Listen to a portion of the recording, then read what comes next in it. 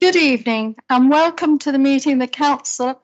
My name is Councillor Caroline Smith and I'm the Mayor of Wokingham and will chair this meeting. Before we start, I would like to go through a few preliminaries. Please note that the meeting is currently being webcast live. As a reminder that members do need to stand when speaking to the chamber, and may I remind everyone that I intend to adhere strictly to the timing set out in this constitution, and I forgot my glasses, so thank you. Do we have any apologies this evening? We do. We have apologies from Graham Howe, and there are two councillors attending online. That's Councillor Chris Johnson and Councillor Chris Bowring. Thank you. Minutes. May I sign the minutes of the meeting held on the 17th of November 2022 as correct record? Please, may I have a show of hands? Councillor Pauline Jorgensen, please. Thank you. I'd like to request a correction to page 34. I've listened back to the tape and I've talked to Democratic Services. What was noted on page 34 isn't accurate. The minute should say that officers were going to provide me with a written response to the question, because the question was addressed to officers, not to Paul Fishwick. Thank you. We can amend the... Thank you very much. Now can I have a show of hands on the accuracy of the minutes, please, for that adjustment?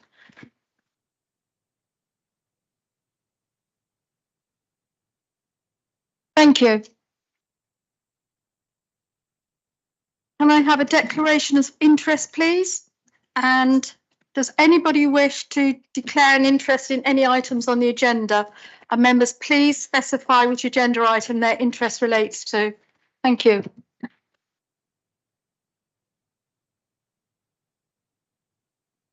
Thank you. Gregor Murray. Thank you, Madam Mayor. I need to declare an interest in motion 495 as it relates to the street that I live on. Thank you. Councillor Clyde Jones. Thank you, Madam Mayor. I'd like to declare an interest for item 97, Council Owned Companies. I'm a director of Holdco and Loddon Homes. Thank you. Councillor David Hare, please. Thank you, Madam Mayor. I'd like to declare interest on item 97. I'm a executive director of Optalis. Thank you. Councillor Stephen Conway, please. Thank you, Madam Mayor. I also would like to declare an interest in relation to item 97. I, like Clive, am a non-executive director of the Holdco and Loddon Homes.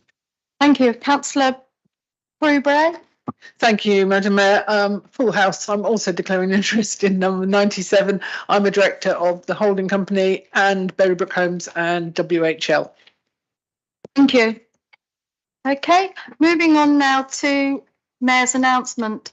I would just like to take a few minutes to announce the Mayor's Award nominees for this month.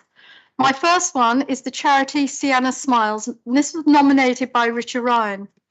This charity is based in Wokingham and supports children in the Thames Valley with sickle cell disease. This is an inherited, lifelong debilitating condition. Sickle cell disease can cause many episodes of excruciating pain and can be fatal. This charity aims to raise awareness and educate the public and help support the sufferers and their families with information and activities. This charity is run mostly by a team of volunteers, specifically to help children suffering in the Thames Valley. Thank you. And the second one is a lady, Victoria Rowland, and she was nominated by Lorraine Fox. Victoria Rowland from Age UK is hugely committed to supporting dementia patients and their families in Wokingham. Victoria runs many sessions, especially one in Norris Church in Wokingham, once a month, which I understand they are much enjoyed by everyone. Typically, 45 people attend these gatherings, and the Christmas session saw Christmas jumpers, mulled wine, and mince pies. In the nomination, it states that Victoria is a tower of strength and will think her support she gives to everyone is fantastic.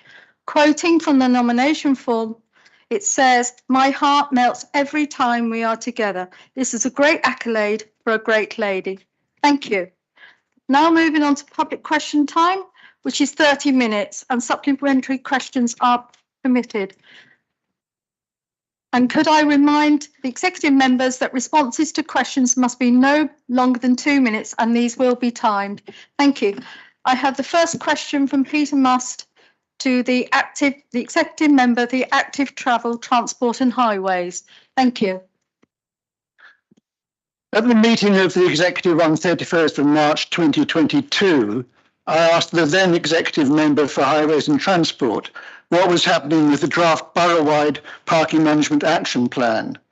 Having told me about a number of projects, surveys and interim actions which would feed into the draft plan, the executive member said that these would, and I quote, enable a revised draft to be presented for public consultation in autumn 2022.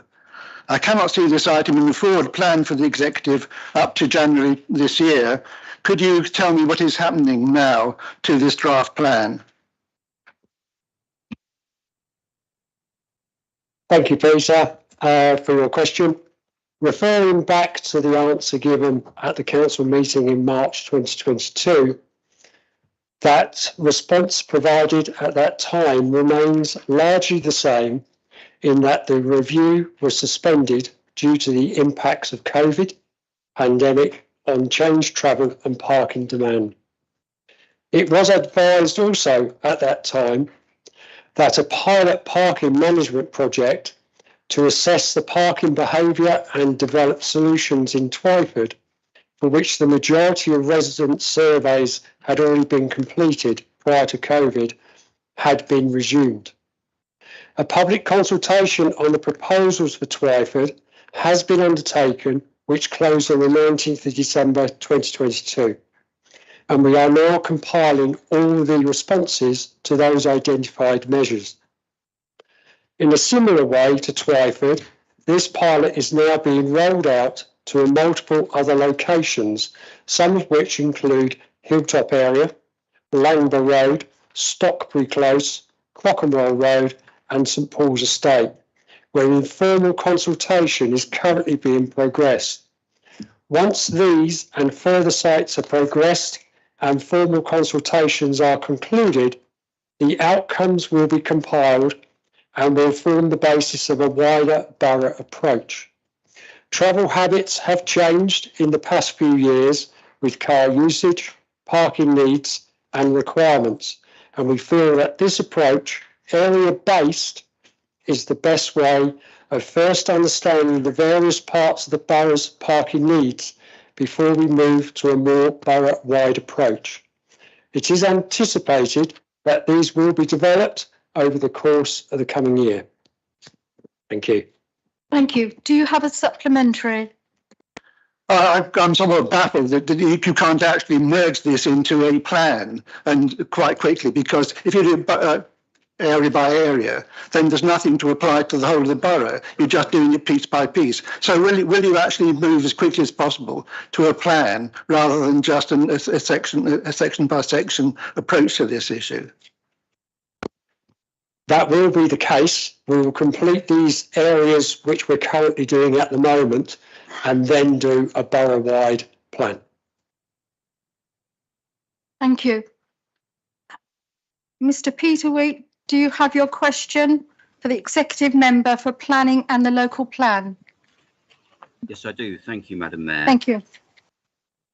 My question is as follows. Why have Woking and Borough not been effectively implementing policy TB08, leading to a paucity of allotments, long waiting lists, and a situation where Woking and Borough has only 52% of the allotments it should have under the National Society of Allotment and Leisure Gardeners guidelines? Thank you.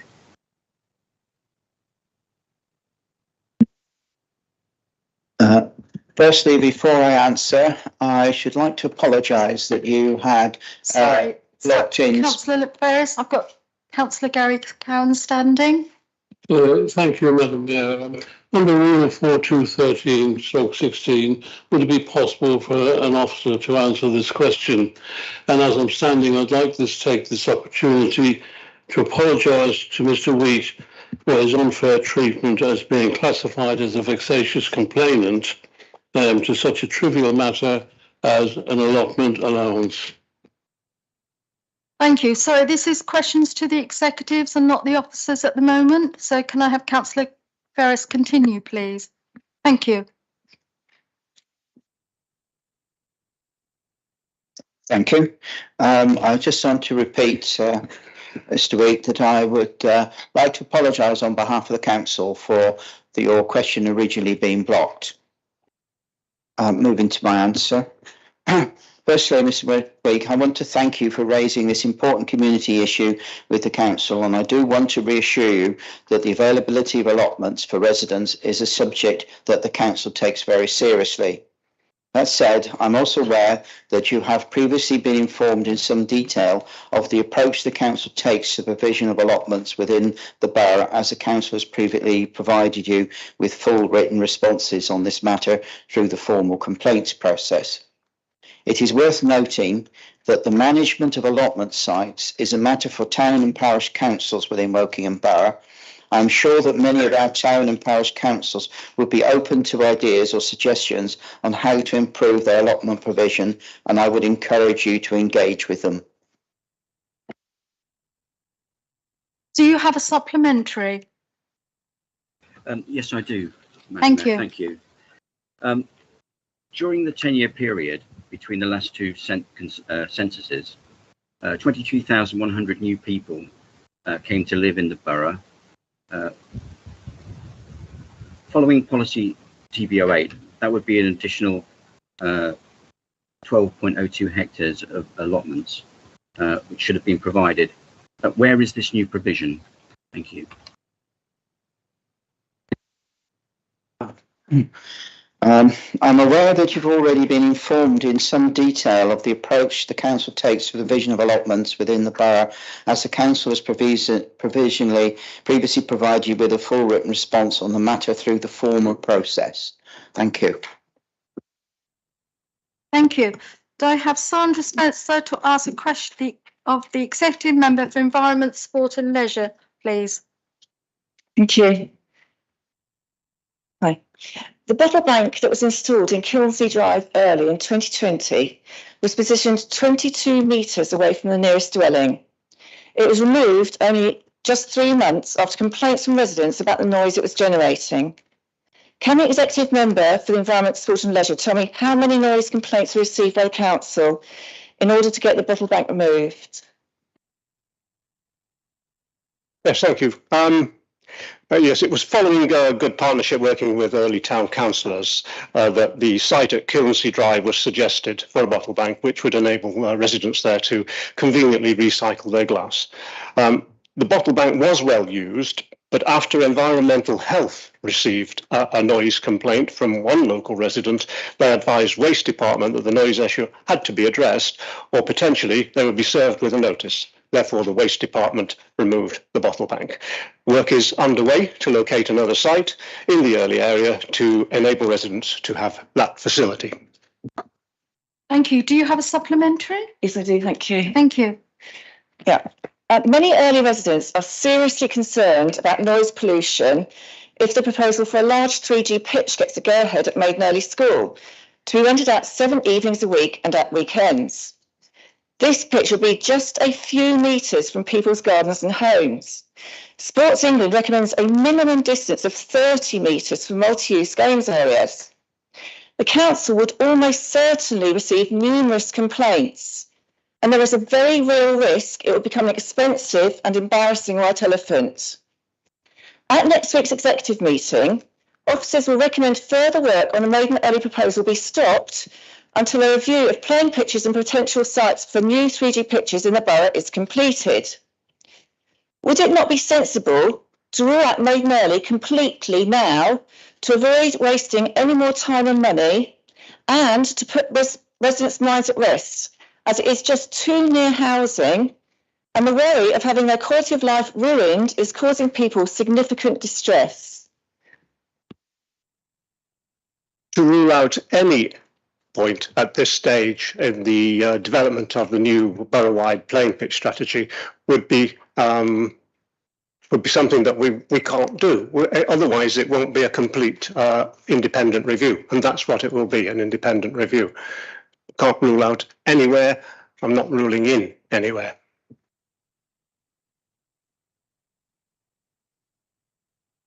David Portas to ask a question of Clive Jones, Leader of the Council.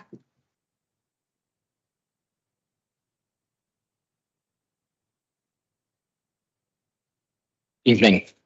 The council has recently taken to public consultation in order to help facilitate change.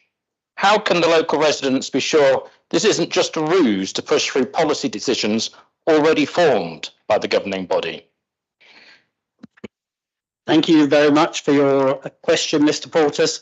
Local authorities have a statutory obligation to consult on a range of specific issues of local and national interest. Wokingham Borough Council is keen to exceed its statutory obligations and consult effectively with local residents, businesses and other stakeholders on issues which affect them to ensure they are involved in the planning, implementing and monitoring of the services offered by the council. Consultation is an important part of the council's decision-making principles, which are set out in the council's constitution. Other principles include proportionality. The action must be proportionate to the desired outcome. The taking of professional advice from officers, respecting human rights, a presumption in favour of openness, clarity of aims and desired outcomes, and when decisions are taken by the executive, details of the options which are taken into account. Decisions need to be taken in the round, and whilst these other criteria are important, I can assure you that actively seeking out and listening to residents and others' views is not a ruse and is at the heart of our political ethos, and we will continue to promote and encourage this. It is important that people understand that responding to a consultation is not the same as having a vote on whether something goes ahead or not. Sometimes things have to go ahead, even if the majority of responses are opposed. But we still look at whether we can make changes to what's planned to try to accommodate people's wishes as far as possible. The substance of the issues raised is important, not just the number of responses. People who simply say they don't like or say they like or don't Excuse like me, sorry, something. Councillor Jones, we're out of time. So can I quickly move on to you have a supplementary? Yes. Thank you. Thank you. I have taken part in two recent consultations, a survey on bin collections, which precludes any discussion on maintaining weekly bin collections. Survey on the Maiden Early 3G pitch proposal, which is this one, which ignored the possibility of any planning issues, regardless of the facts, not least the existing 3G pitch was being operated in breach of the planning conditions set by this council.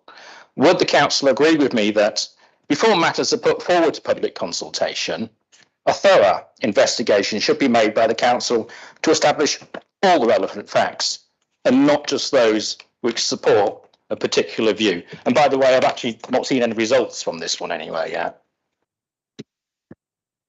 I can assure you that we try before consultations go out to consider nearly all of the options that are available, but it is only right and proper that when other issues are raised during consultations that we consider them as well, and I think that we do that as a council.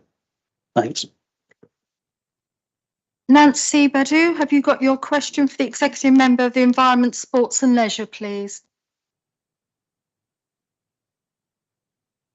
We were informed at the council meeting on the 17th of November that for the Maiden Early 3G pitch proposal, the ground level would be raised by up to 1.5 metres and then a 4.5 metre fence erected, giving a total height of up to 6 metres, the equivalent of a 2-storey building, which will then be 8 metres distant from many residential boundaries. How importantly does the council view the issue of residential visual amenity, and will it be reviewed before taking this proposal further?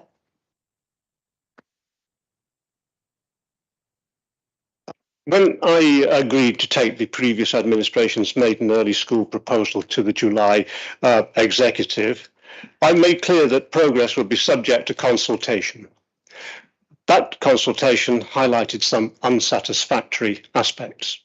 I will therefore be presenting a report to the January executive meeting, seeking my colleagues' approval to cease any further work at Maiden Early and to reassess the needs of the area as part of a new borough-wide playing pitch strategy. Therefore, there is at the moment no longer an issue to be reviewed. Before I ask about supplementary, can I remind the members to be quiet whilst they are trying to listen to the answer for the person in public? Would you like to ask a supplementary? Yes, it's slightly superseded by your answer, but I'll ask it. Given the importance of proximity to housing, we wondered why this was omitted as a problem for the Maiden Early site in the technical appraisal of September 2022, whereas the problem was highlighted for 2 other sites. Doesn't it show that that technical appraisal had some flaws in it? Yes. Thank you. Would Karen Brown like to ask the question of the Executive Member for Environment, Sports and Leisure, please? Wokingham Borough Council, in the proposal for the 3G pitch, says the growing population of Wokingham needs to be supported by a robust leisure offer to enhance well-being and enrich the lives of residents. We will help our residents keep fit and thrive. How will you help enhance the lives of the residents whose lives will be blighted by the 3G pitch, especially those backing straight onto the pitch at a distance that you quoted of approximately 8 metres? It's always good to have a visual guide, so to help out, the length of this table is approximately 6.5 metres. Add on another 1.5 metres, which we reckon will probably take you to the wall, and this is the distance from people's homes that is supposed to be acceptable.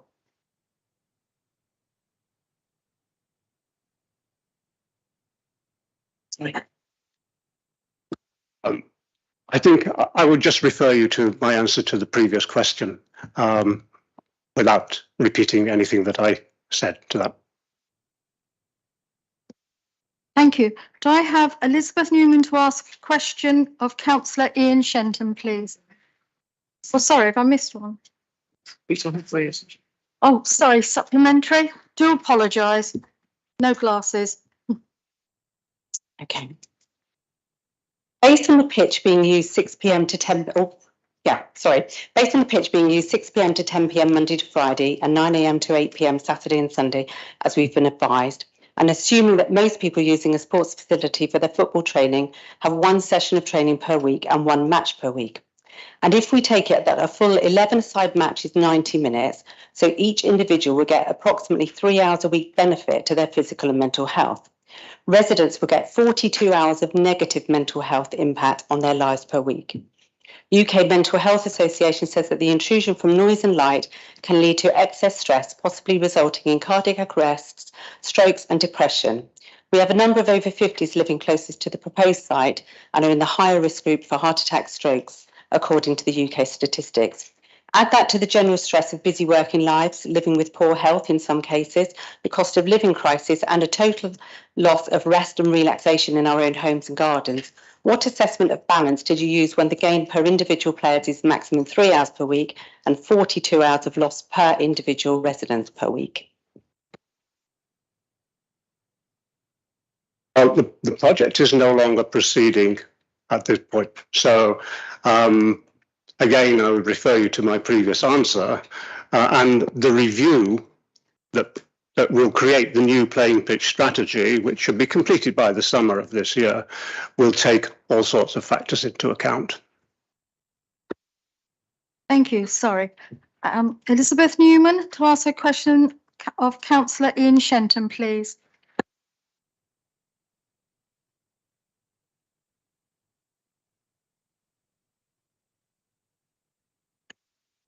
Apologies. The council have recently publicised their efforts to battle climate change. The Climate Emergency Action Plan includes increased greening, reducing carbon dioxide emissions. And I would like to ask the Executive Member for Climate Emergency and Resident Services how the laying of a plastic football pitch over grass at Maiden Early School fits with those objectives that are being sponsored. Thank you. Whilst this question was asked of Sarah Kerr originally, I will answer because tackling climate change is our collective responsibility, and the question relates to my portfolio. In view of the report to be considered at the January executive meeting, which I've previously mentioned, I will answer your question in general terms, if I may, rather than specifically addressing Maiden Early. Almost every aspect of human activity, to some degree, causes environmental damage, and the use of sport pitches being no exception. On the one hand, artificial playing surfaces are derived from petrochemicals and create end-of-life recycling difficulties, but on the other hand, grass pitches require substantial chemical and mechanical input to keep them in good condition. And while grass pitches can absorb CO2, they contribute very little to biodiversity. The fact remains that demand is too high to be met by grass pitches alone, as they're not sufficiently durable or for repeated or successional use, particularly in winter. Consequently, while I'm not 100% comfortable with artificial pitches at all, I am 100% uncomfortable with denying thousands of children and young adults the opportunity to play sport. However, to inform our decisions going forward, I've asked officers to search for reputable sources of any comparison of the whole life environmental cost of grass versus artificial playing pitches. Thank you. Do you have a supplementary?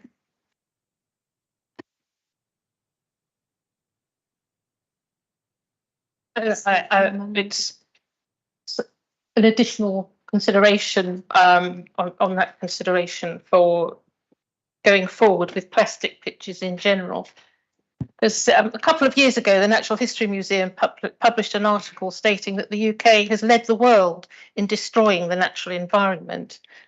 A more recent study states that over the last 25 years, the UK population of earthworms, which are essential for biodiversity, has declined by 1/3 in numbers. So the enlarged any plastic pitch and any other plastic pitch will continue this trend, which appears to contradict the Council's objective of protecting the environment and demonstrating sustainability to young people. Is that something that will be included in your thoughts? Better. As I indicated, I'm trying to get reputable information from reputable sources on the whole life environmental cost of grass versus artificial pitches. I'm not 100% comfortable with plastic, far from it. But we can't deny the opportunity for thousands of children, and across the country, the same thing, to play and participate in sport, which is incredibly valuable for their development, without some use of surfaces other than grass. And I am conscious that there are improvements continuously on the artificial playing surfaces. Thank you. Because we're running out of time, would the members of the public just like to ask the question in their name rather than reading out the full one, if that's okay? So Peter Humphreys, would you like to ask your question of the Executive Member of Active Transport and Highways, please? Will do. Good evening, Paul. WBC regularly publicise their attempts to track down fly tippers, but never reveal why the Highways Department and the contractors have special exemption to deposit litter across the town. One doesn't have to travel far to see council-sponsored fly tipping. Cantley Park is bookended with 5 abandoned signs for roadworks that were completed several months ago. The same applies to Norris Avenue, where sandbags and signs have been discarded at both ends and in the middle of the road. Photographic evidence has been provided to all members. You'll notice that the photos have been taken in a small part of Norris Wall, not because it's special, but because I came across the fly tipping on one short walk. It is typical of the whole borough. It is paradoxical that whilst residents have been encouraged to recycle, the highways team are indulging in single-use signs at great cost to council taxpayers. These remnants of roadworks et al. Create trip hazards, make the town look scruffy, and they provide examples and positive encouragement for residents to follow and drop their own litter. Are you proud of this? Peter, and thank you for your question. This is something that we are aware of and something that we are working to improve. Whilst the council is the owner of the highway network within Wokingham Borough, there are many users alongside the council's own contractors. The council have identified that our contractor has missed picking up signage after works have been completed. We have brought this to the attention of the contractor and are undertaking inspections after the works are completed to check that all signage, A-frames and sandbags are removed after the works have been completed. As the Highway Authority, through our function and network management duties, our streetworks inspectors will log abandoned signs, barriers and other equipment and attempt to identify their owner via work permit records. If it is... Pauline Jorgensen, please, Councillor. Thank you. Could I propose that we extend the time for residents' questions by 10 minutes in order to get through all the questions, seeing as the rest of the agenda is relatively short? On?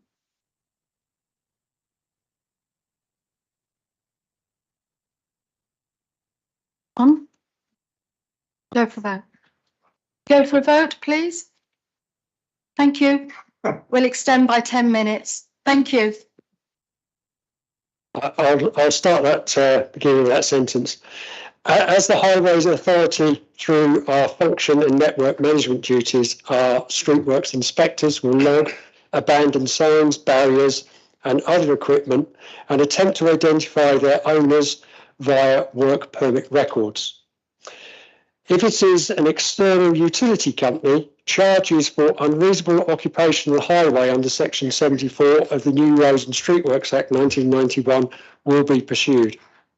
It is inevitable that some abandoned equipment will not be seen by the inspectors, so we encourage our residents to inform us via our customer service number, Monday to Fridays 9 AM to 5 PM, call 0118 974 6000.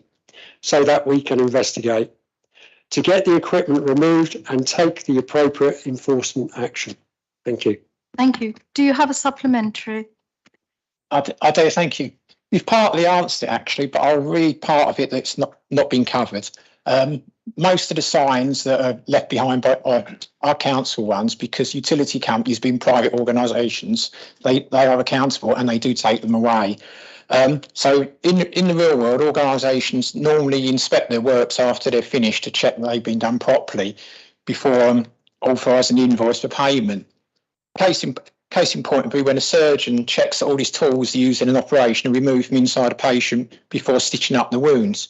Clearly, this doesn't happen at the moment, as contractors are able to submit invoices willy-nilly in the knowledge they'll be paid without any checks. So hopefully what you've just said is going to prevent this in the future. So I shall keep an eye on it and be back if not. I was just going to add, actually, and thank you for that, Peter. There are approximately 5,300 roadworks undertaken in the borough annually. 75% of those are undertaken by the utilities. And yes, they do leave their signs and equipment behind. Thank you. Do I have Jeremy Evershed to ask a question of the Executive Member for Environment, Sport and Leisure? Hi, Ian. It's just a question as written if you want to answer it, if that's what you wanted to do in the interest of time.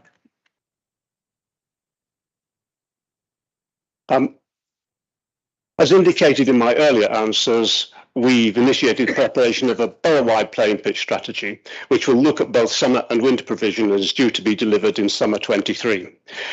This playing pitch strategy will incorporate evidence for all new 3G pitch plans across the borough. And the plan will support the council and wider partners in determining the exact extent of any new 3G pitch development planned. It's important to state, though, that grass pitch provisions, whether existing or planned sites such as Hyde End Lane, do not solve the demand issues that clubs face for safe, affordable, floodlit winter training facilities. Thank you. Do you have a supplementary? Yeah, just quickly though. So I think, as you said earlier, does the council recognise the error in the previous consultation, and particularly the proximity of housing? I think the analysis was not complete, and the proximity of housing was not given sufficient weight in some instances, or at least was given disproportionate weight in some instances over others. That will be a factor in the playing pitch strategy. Thank you. So I have Judith Clark to ask a question of the Executive Member for Environment, Sport and Leisure. Thank you. The question is as it stands in the paper.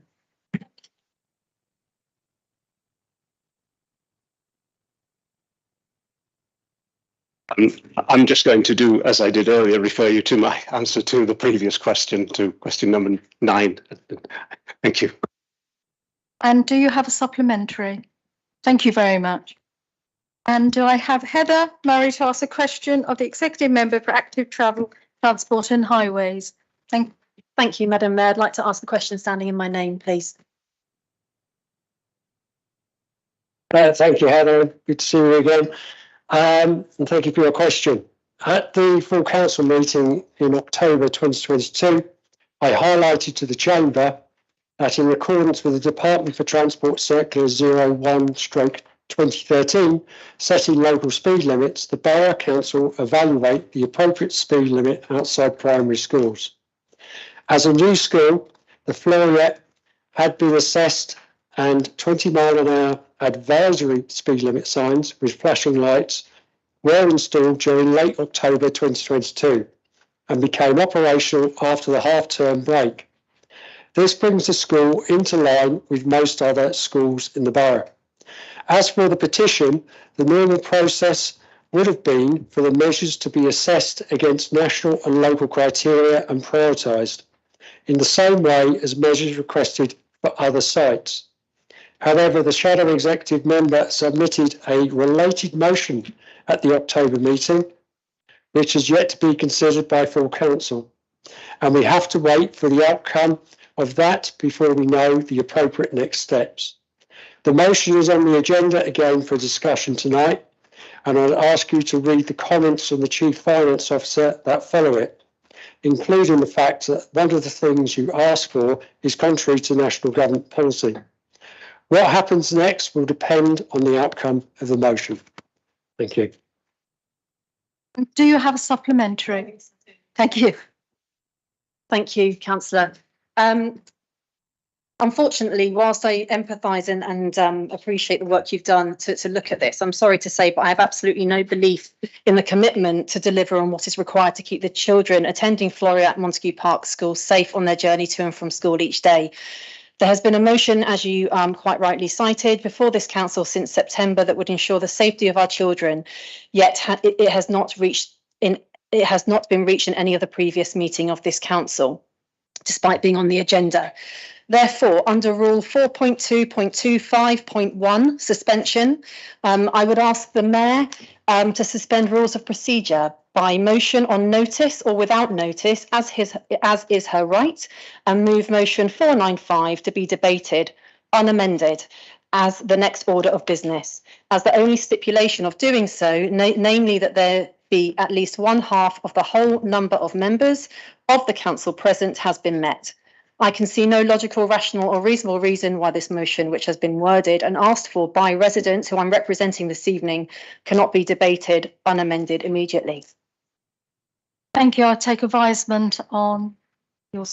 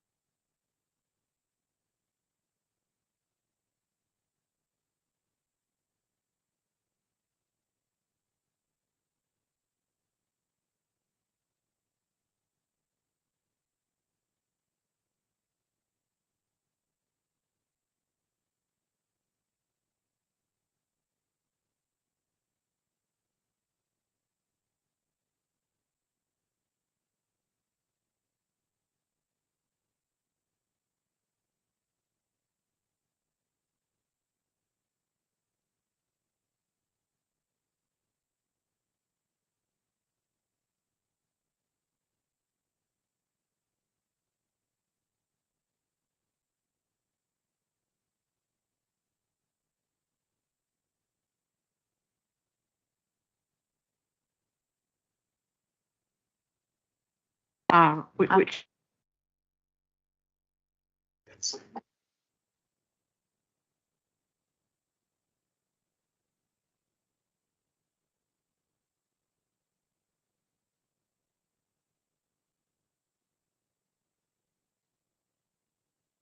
Hello, good evening again. This is possible, I can move it up, but I do need a member to make the motion, okay? Gregor Murray, do we have a seconder? Thank you. I'm not particularly objecting to this. I'm just wanting to make sure that we've got everything covered. So the first thing is that this is a perennial problem. As if Heather Murray has been to any one meeting, there are other motions on the agenda tonight which have also popped up before, and in fact, for many years we have not got to the end of the motions at almost any meeting. This is a known problem. We wish to fix it. We have it on our agenda to deal with at the Constitution Review Working Group at our next meeting, a wholesale revision of how we do council meetings. We're hoping to find a way in which we can actually reach the end of our business on a regular basis instead of never reaching the end of our business. But I would like a clarification on one decision, because Heather Murray asked for this motion to be debated unamended. That is not a possible thing under our Constitution, because our procedures for discussing motions, I would like clarification, require that we do have the ability to amend them if necessary. Can I just have that clarification?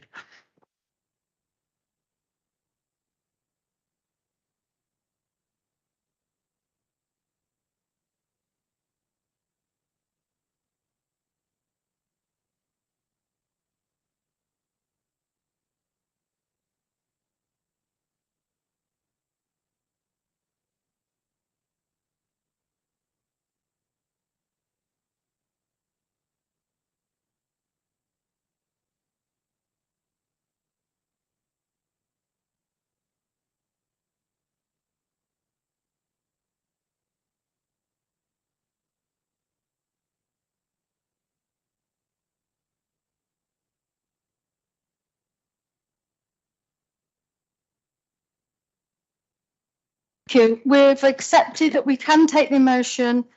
So it's motion 495, but we have to take the amendment. So it's just, all we've done is just move it up the agenda. Okay? Is there not a vote on whether or not we want to move it up the agenda? No, apparently we don't need to vote. I've made a decision to move it up, so thank you. Thank you for the point of clarification. Okay. Okay, motion 495. I have a proposer. Thank you. Do I have a seconder? Thank you.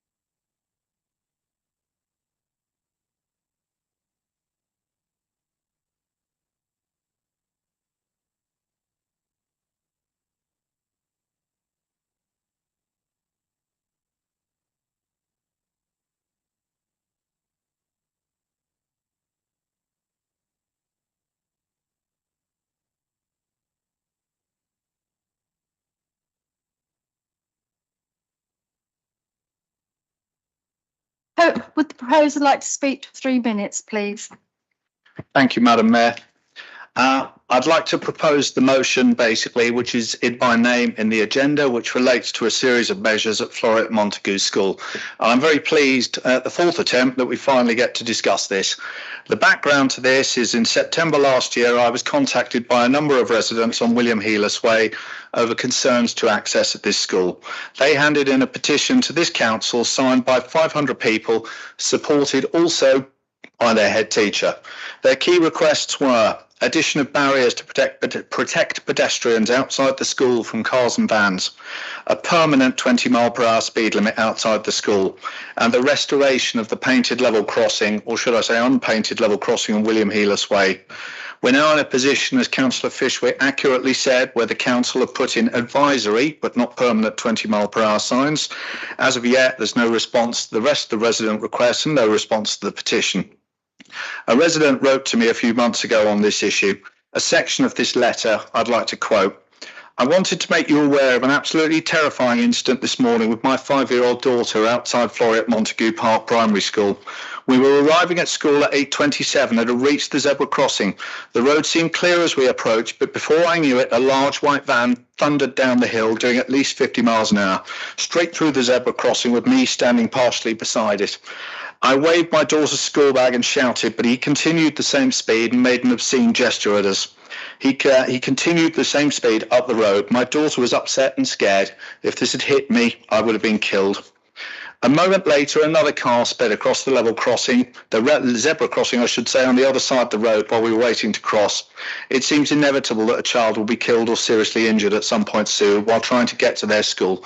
Serious prevention measures need to be put in place.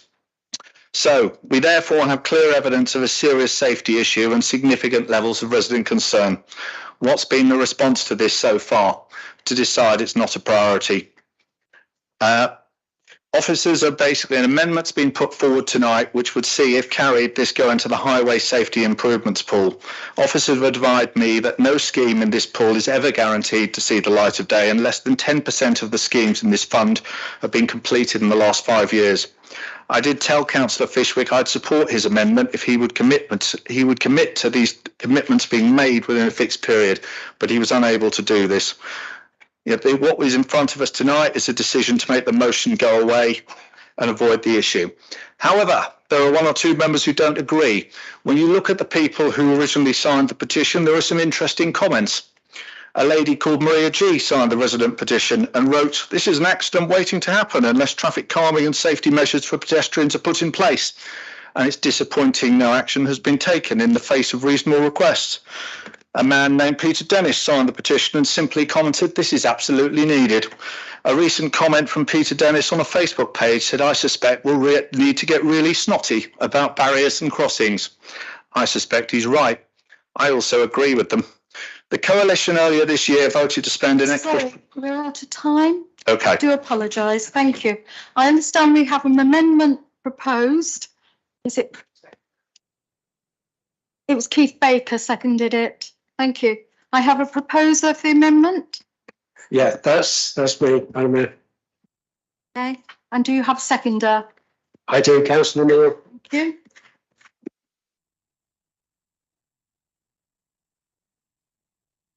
Okay. Thank you.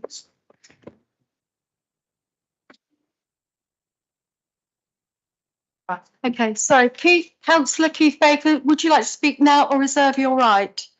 I thought the seconder hasn't got that right at this moment in time for an amendment. If I'm incorrect, I will reserve my right. Okay, thank you. Okay. Councillor Margetts, do you accept the amendment? No, I do not. Okay, good. Madam Mayor, my apologies, may I ask for a recorded vote on this as well? And could I have 6? Thank you.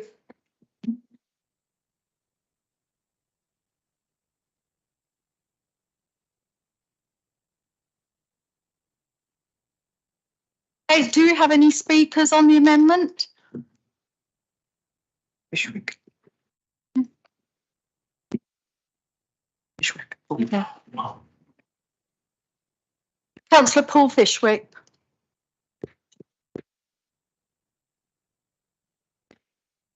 Thank you, Madam Mayor.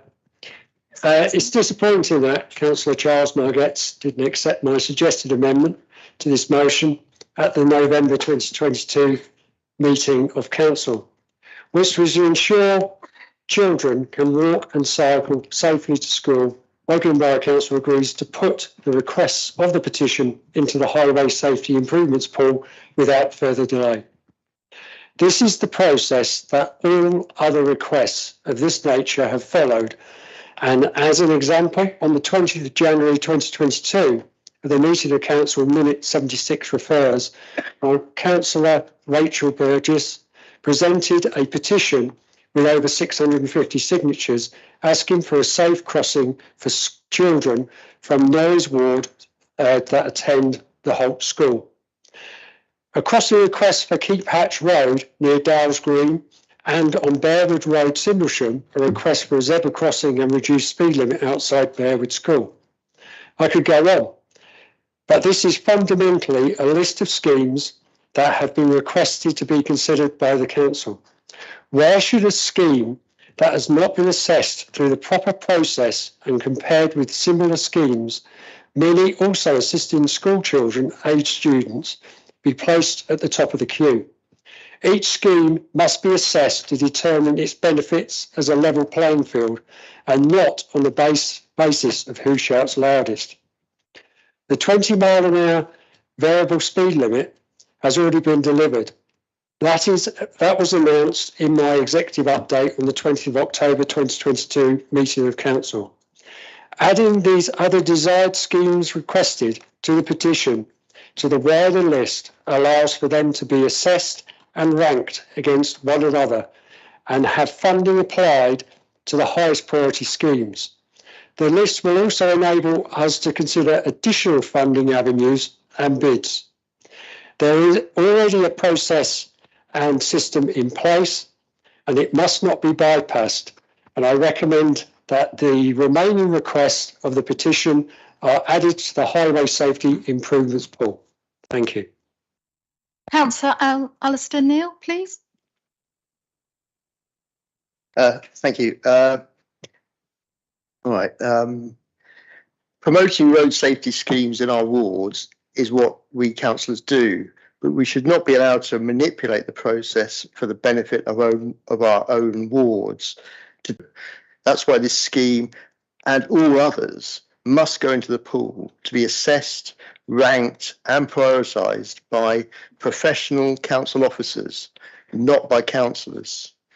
If this particular scheme has all the merits outlined in this motion, it will rise to the top of the pool through the proper process. For these reasons, I second this amendment. Thank you. Would anybody else wish to speak on the amendment? Councillor Gregor Murray, please. Thank you, Madam Mayor.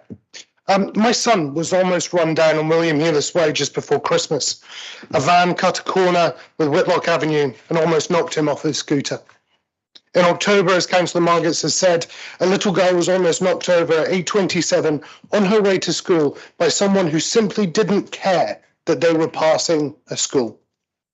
The layout of this road is allowing dangerous driving, and we need to make changes to the road layout. But until we can do that, we need to put in place measures to make sure that our children are safe on their way to school. Now, the interesting thing is, my wife saw this coming. In April 2019, it was her who got the 20-mile-an-hour advisory signs put up on William Heelas Way. She did it with Julian McGee-Sumner when he was leader of the council. They had been up since 2019. They'd simply got moved in October.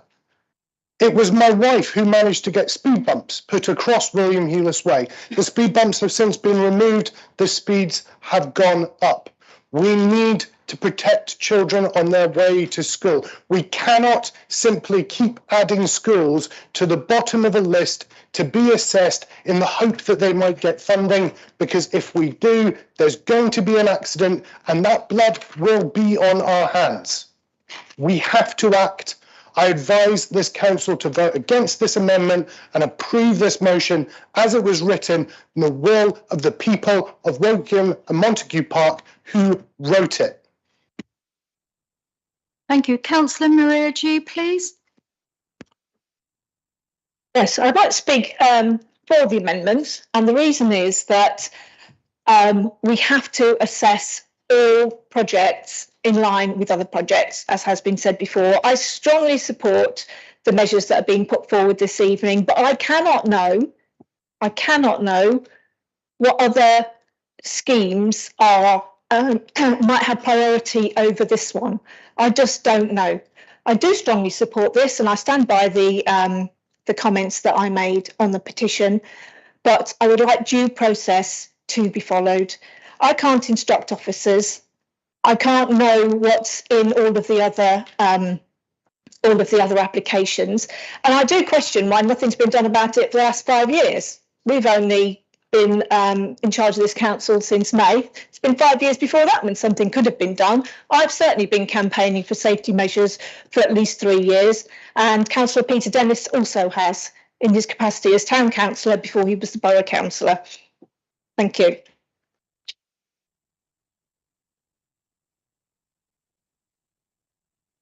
Councillor Gary Cowan, please. Thank you, Madam Mayor. I'm a bit not sure either way on this, but I am actually inclined to support the amendment. My reasoning is, with so many schools around here and new primary schools, I have no idea which ones have the greatest problem and which one needs the greatest support. At Ardfield Garrison, they moved Farley Hill into the garrison, and to this day, and it's been going well over a year, there's still temporary lights there, and they've only just put in flashing 20-mile-an-hour signs. There's quite a lot of problems there with people crossing the road and people walking to school.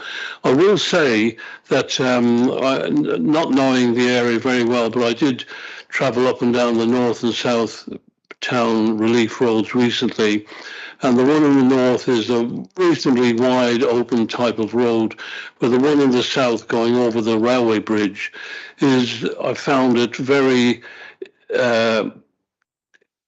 I can't think of the best word, but very intimidating because of the proximity of the houses and the cars right on top of each other. And then you get to this actual bridge, and much to my amazement, there was a school on the left of it. And I can see the problems with the bridge there and visibilities and sight lines. I don't want to try and take away from the residents the need to do something there, but at the same time, I believe we must have a system that looks at all of these options and plans that are being put forward from all the various other people with concerns over safety issues. I don't know how to prioritise this compared to other schemes, but I would be comfortable to support the amendment if I got some sort of an assurance that it would be prioritised very, very highly, or prioritised at the top of the list by the responsible executive member. Thank you. Thank you. Before I give the right to reply, would the seconder of the amendment wish to speak? Are you already spoken? Okay. Okay. Keith Baker. Madam Mayor. I wanted to speak not as the seconder of the primary motion, just to speak on the amendment. Okay. Yes. Yeah. Thank you. This is a classic case of let's kick the can down the road. Why I say that is there is this mythical highways project plan. We don't know what's in there. There's no transparency. There's no openness. We do not know what other competing highway projects would be in there. It'd be nice to know, because then we could get some sort of confidence of what sort of priority they might put on a children's safety issue. We don't know. And this is a children's safety issue. When something happens, little Tommy gets run over, Tommy's parents are not going to be happy with us saying, but it was on the list. We're going to look at that list when Tommy's got injured. When little Susan, heaven forbid, gets run over and dies, the parents aren't going to be very happy when the executive member, the executive, the whole council turn around and said, but we had a process. It was going through the process. They don't care. They just see safety issues. And to say you cannot ask officers to do something on the basis of safety is actually a dereliction of duty on the executive. You have a right, a duty of care to those parents if you believe that there's a safety issue to actually instruct officers to do it. Every administration has done that. You will do it as well. Thank you.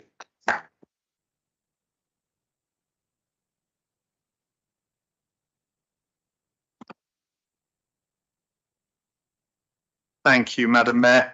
I think, to many members, they won't know this school and they won't know the situation. And Gary Cowan actually asked the relevant question. How do you judge why this school is more important than others?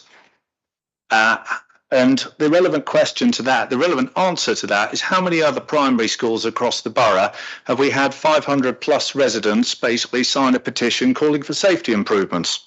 And the answer, to the best of my knowledge, is none. Now, in response to Councillor Neil's comments about manipulating figures and positions to get things advanced, which are actually in the councillor's ward. This is not in my ward. My ward is Finchampstead North and this is Westcott. The only reason I got involved in this was because people approached me because they felt they were getting no answers from anywhere else. I would remind anybody who votes in favour of this going into this fund tonight, 90% of schemes in this fund never happen. They never happen.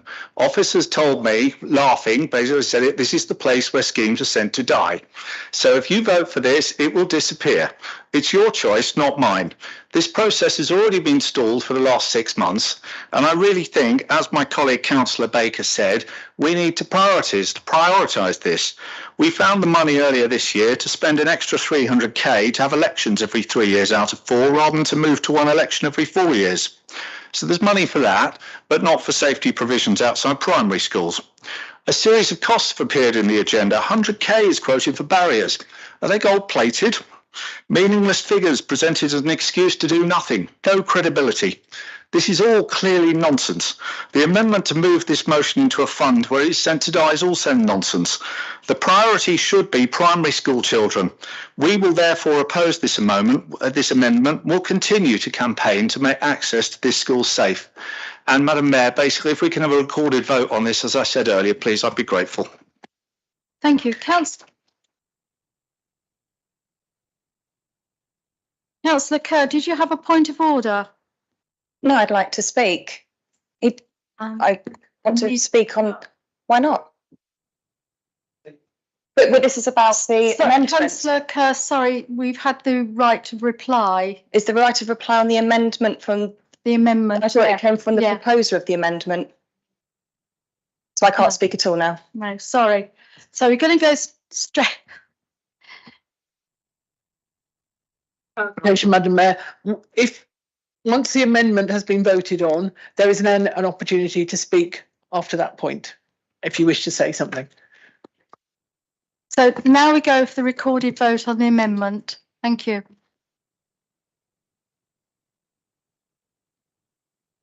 So this is the vote on the amendment. Sam Akhtar, for, against or abstention? Against. Councillor Keith Baker? Against. Councillor Perry Barr? Against. Councillor Rachel Bishop-Firth? For. Councillor Laura Blumenthal? Against. Councillor Shirley Boyd? For. Councillor Prue Bray?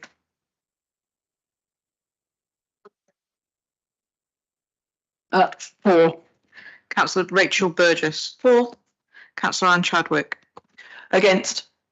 Councillor Stephen Conway? For. Councillor David Cornish? For. Councillor Gary Cowan? For. Councillor Andy Croy? For. Councillor Phil Cunnington? Against. Councillor David Davis? Against. Councillor Peter Dennis? For. Councillor Lindsay Ferris? For. Councillor Michael Firmager? Against. Councillor Paul Fishwick? For. Councillor Jim Fruin? Against. Councillor Maria G. 4. Councillor John Halsall. Councillor David Hare. 4. Councillor Peter Harper. Against. Councillor Pauline Hellier-Salmons. Against. Councillor Clive Jones. 4. Councillor Norman Jorgensen. Against.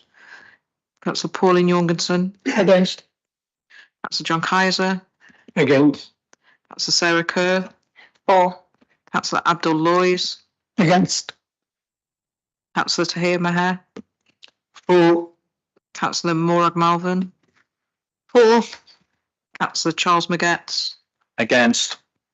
Councillor Rebecca Magetts. Against. Councillor Adrian Mather. 4. Councillor Andrew Mickleby. 4. Councillor Stuart Monroe. Against.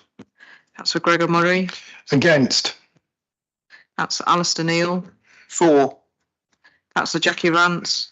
Against. Councillor Beth Rowland. 4. Councillor Ian Shenton. 4. Councillor Imogen Shepherd de Bay. 4. Councillor Rochelle Shepherd de Bay. 4. Councillor Caroline Smith. 4. Councillor Mike Smith. 4. Councillor Wayne Smith. Against. Councillor Bill Soane. Against. Councillor Alison Swaddle. Against. Councillor Shahid Yunus. Against.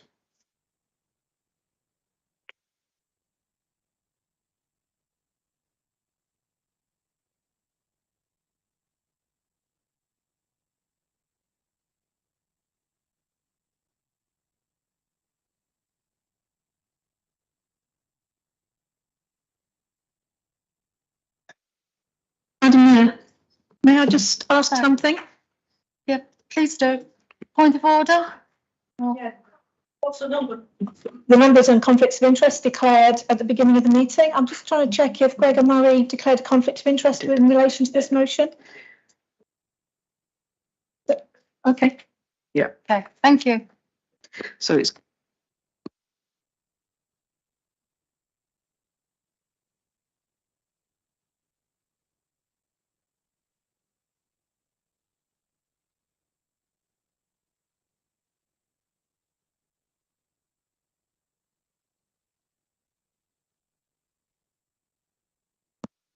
The amendment has been carried. So does anybody now wish to speak against the substantive motion? Thank you. Does anybody wish to speak? Okay. Shall we go straight to the vote?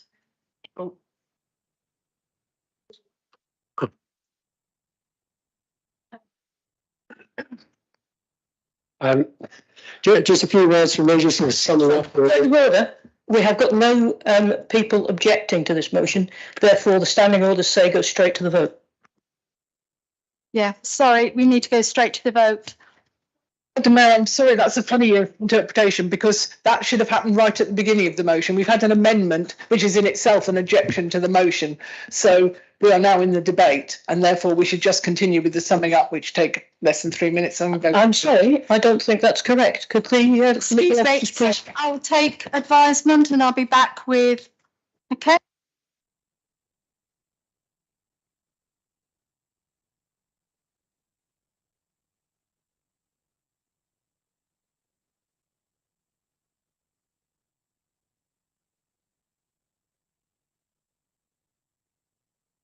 and then so it's the vote straight. Hello. Excuse me. Thank you. The substantive motion is the amendment. Nobody wishes to speak to the amendment against it. Then we go straight to the vote. Yeah. Thank you. So please can I have a vote on the amended motion? Are we voting for or against first? We are voting on the amended substantive motion. We voted for the amendment and that was carried. So now that is the substantive motion. Nobody wishes to speak against it, so we go straight to the vote. Madam Mayor, I'd like to ask for a recorded vote under Standing Order 4.2.15.5. Do you have 6 members? Thank you. Recorded vote. Madam Mayor, could I also ask that you announce the result of the previous recorded vote? I did, but I must have said it very slowly or very low. So I think you had it without the microphone on. Yeah. Okay. Sorry. Do apologise.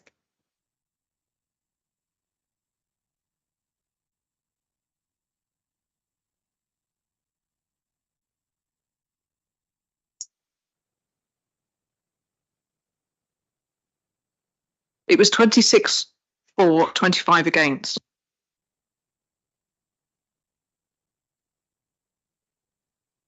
We're going for recorded vote now. Thank you.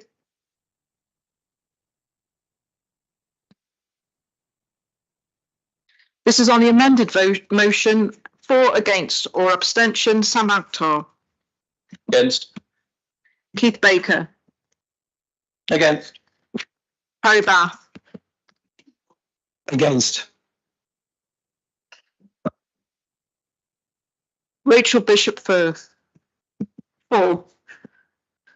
Laura Blumenthal. For.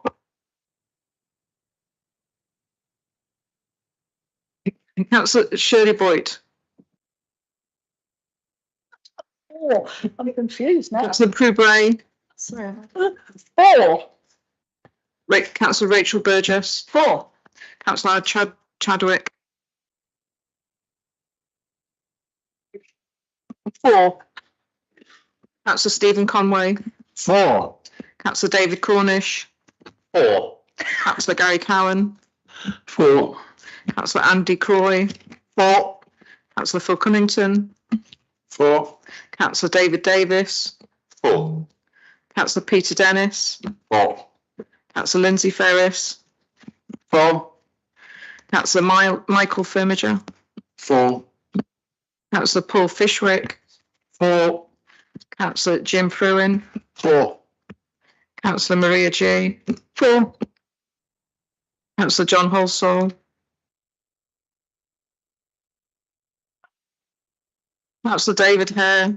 4. Councillor Peter Harper. 4. Councillor Pauline Hallier-Simons. 4. Councillor Clive Jones. 4. Councillor Norman Jorgensen. 4. Councillor Pauline Jorgensen. 4. Councillor John Kaiser. Or something's better than nothing. Councillor Sarah Kerr. 4. Councillor Abdul Loys. 4. Councillor Tahir Mahan. 4. Councillor Maura Malvern. 4. Councillor Charles Magetts. 4. Councillor Rebecca Magetts. 4. Councillor Adrian Mather. 4. Councillor Andrew Mickelberg. 4. Councillor Stuart Monroe. 4. Councillor Gregor Murray. 4. Councillor Alistair Neal. 4. Councillor Jackie Rance. 4. Councillor Beth Rowland. 4. Councillor Ian Shenton. 4. Councillor Imogen Shepherd de Bay. 4. Councillor Rochelle Shepherd de Bay. 4. Councillor Caroline Smith. 4. Councillor Mike Smith. 4. Councillor Wayne Smith. 4. Councillor Bill Soane. 4. Councillor Alison Swaddle. 4. Councillor Shahid Yunus. 4. So the motion's carried with the amendment.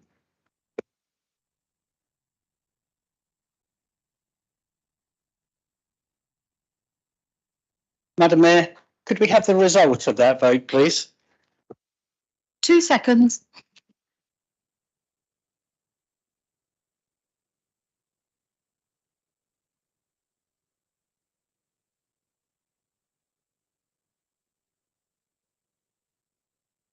(48 for and 3 against). Thank you. Very much. Thank you. Moving on to item 88, petitions. Do we have any petitions to be handed in? No. Thank you. Item 89, council tax base. I would like to invite the proposer to move the report, please. Councillor Imogen Shepherd. Yeah, I think that's me, isn't it? Yeah. Okay. Right. Sorry, and do you have a seconder? I do. It's Clive. Thank you. Okay. Agreeing the council tax base is something we do every year, and it is calculated by using the average of a Band D property as the baseline. This essentially means that a Band H property is worth 2 Band D properties in these calculations. Adjustments are made for discounts, exemptions and bad debts. This baseline number then allows other bodies such as town and parish councils or the Fire and Rescue Service to calculate their share of our residents' council tax bill, and it's known as the precept. As you can see, the tax base in Wokingham has increased by 1.74% this year. At the moment, every Band D home that is built costs this council approximately £350 a year after they've paid their annual council tax. This is because we have not been able to increase our council tax in line with inflation, and we have become dependent on our revenue streams such as car parking and investments to subsidise our residents' needs. What is new in this report is that the increase in the council tax premium for empty homes. This is designed to encourage homeowners to either rent or sell their empty homes and bring them back into much needed residential use. There are exemptions from this premium, such as if the owner is serving in the armed forces, in prison, or if the home is genuinely on the market for sale or rent. Circumstances such as for someone with long-term health conditions in residential care also have their own specific exemptions that ensure that no additional costs are for those residents. We already have the premium where residents pay 100% extra on their council tax if a home is left empty for more than 2 years. But we are adding an extra level of 300% for homes that have been empty for more than 5 years and 400% for homes left empty for longer than 10 years. That's it. Thank you. Thank you. Does anybody wish to vote against, speak against the report? Okay, then we can go straight to the report, to the vote. Any voting for? Show of hands, please.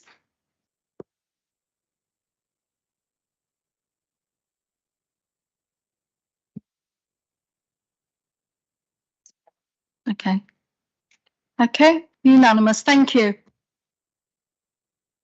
Moving on to item 90, Council Tax Support Scheme. I would invite Councillor Imogen Shepherd-Dupre to propose. And do you have a seconder? I do indeed. It's Rachel Bishop-Firth. Councillor Rachel Bishop-Firth.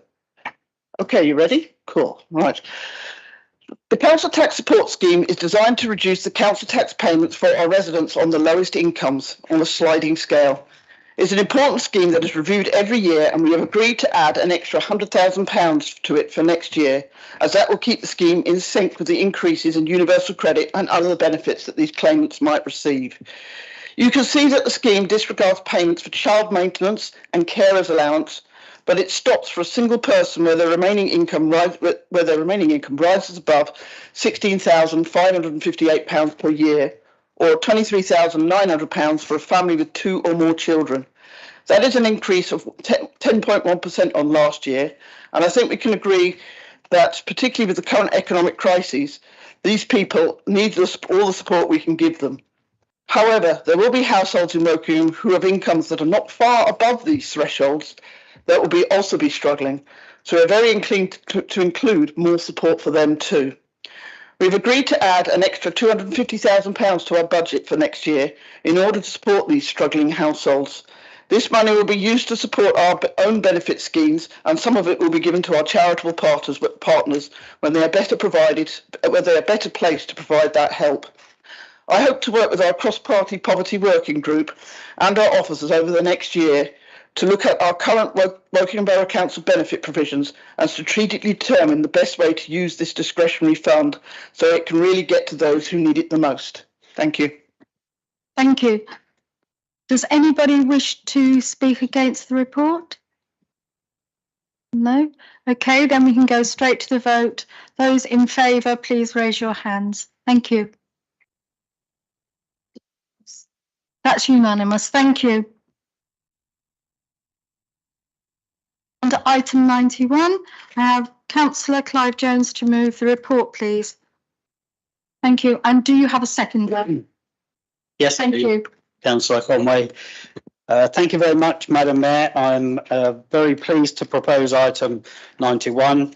I'm very pleased that there are now 8 full council meetings in our timetable, an increase of 2 meetings on a few years ago.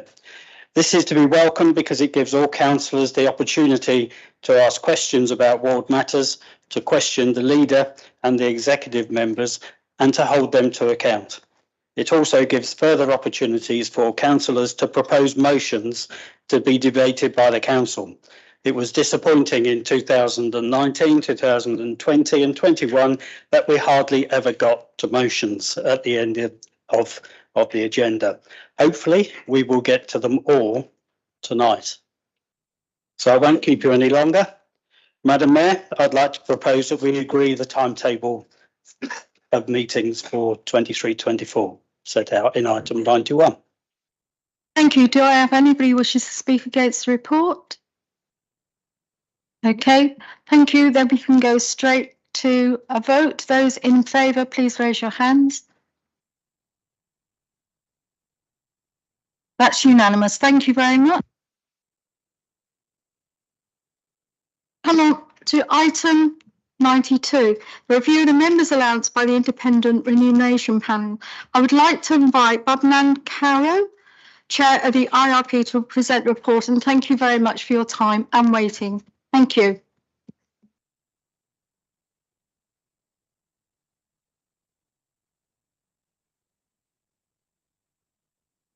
Right. Okay.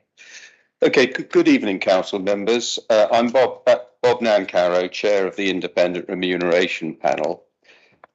We are 5 and the same panel membership since our appointment in November 2019. We receive no remuneration. This is our second report. The first was passed by council members in 2021. It was a light touch report, which in particular supported council members with dependent responsibilities. Now, I'll read out the report. I do understand you've got it in front of you as well.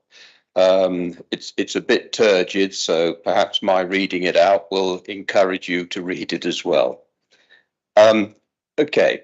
The panel's analysis has shown that some members' allowances for working in Borough Council have fallen behind their Berkshire neighbours.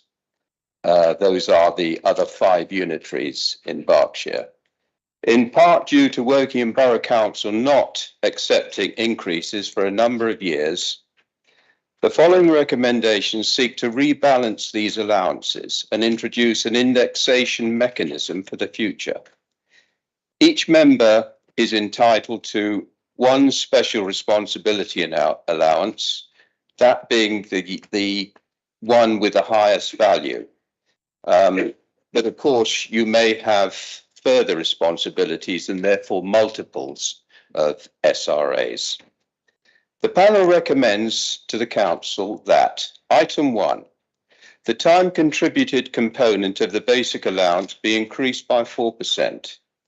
Backdated to April 2022 and increased annually from April 2023 by the average increase in the National Officer Pay Award for a period of 3 years. Item 2, the £500 component of the basic allowance for the provision of IT should continue to be only claimed by those members who provide facilities which allow constituents and officers to communicate with them by email, in addition to having adequate equipment and connections to allow for effective participation in virtual and hybrid meetings and the self-certification process related to this component of the basic allowance be continued. Item 3, no one-off changes are made to any of the following special responsibility allowances: Leader of Council, Leader of the Opposition, Deputy Executive Member, Chair of the Standards Committee, Chair of the Personnel Board, Member of the Planning Committee, Chair of the Overview and Scrutiny Management Committee, Chair of the Overview and Scrutiny Subcommittees. Item 4, a new special responsibility allowance be agreed for the role of Deputy Leader of the Council, where the Deputy Leader is also responsible for an executive portfolio, to be set at 2.75 times the SRA, which is currently £5,000, equating to 13,700 and backdated to April 2022. It's currently £10,000. Item 5, a one-off increase to be agreed for the SRA paid to an executive member set at 2.11 times the SRA, equating to 10,550, backdated to April 2022. It's currently £10,000. A one-off increase to be agreed for the SRA paid to the chair of the audit committee set at 0.6 times the SRA, equating to £3,000 and backdated to April 2022. It was, or currently is, 2,500. Item 7, a one-off increase be agreed for the SRA paid to the chair of the planning committee set at 1.125 times the SRA, equating to 5,625 and backdated to April 2022. It's currently £5,000. A one-off item 8, a one-off increase to be agreed for the SRA paid to the chair of the licensing committee to be set at 0.86 multiplied by the SRA, equating to 4,300 and backdated to April 2022. It's currently 2,500. No one-off increase be made to the mayor's allowance, which is currently 7,420. Item 10, a one-off increase be agreed for the deputy mayor's allowance set at 2,180, backdated to April 2022. It's currently 1,960. Item 11, the value for an SRA currently set at 1 times the SRA, equating to £5,000, be subject to an inflationary mechanism of the average increase in the National Officer Pay Award for a period of 3 years to be applied from April 2023. Item 12, the Mayor and Deputy Mayor's allowance be subject to an inflationary mechanism of the average increase in the National Officer Pay Award for a period of 3 years to be applied from April 2023. Item 13, no changes are made to the travel and subsistence allowances. Item 14, no changes be made to the dependent and carers allowance scheme. So the total proposed increase in this expenditure is SRAs and Deputy Mayor, £11,245.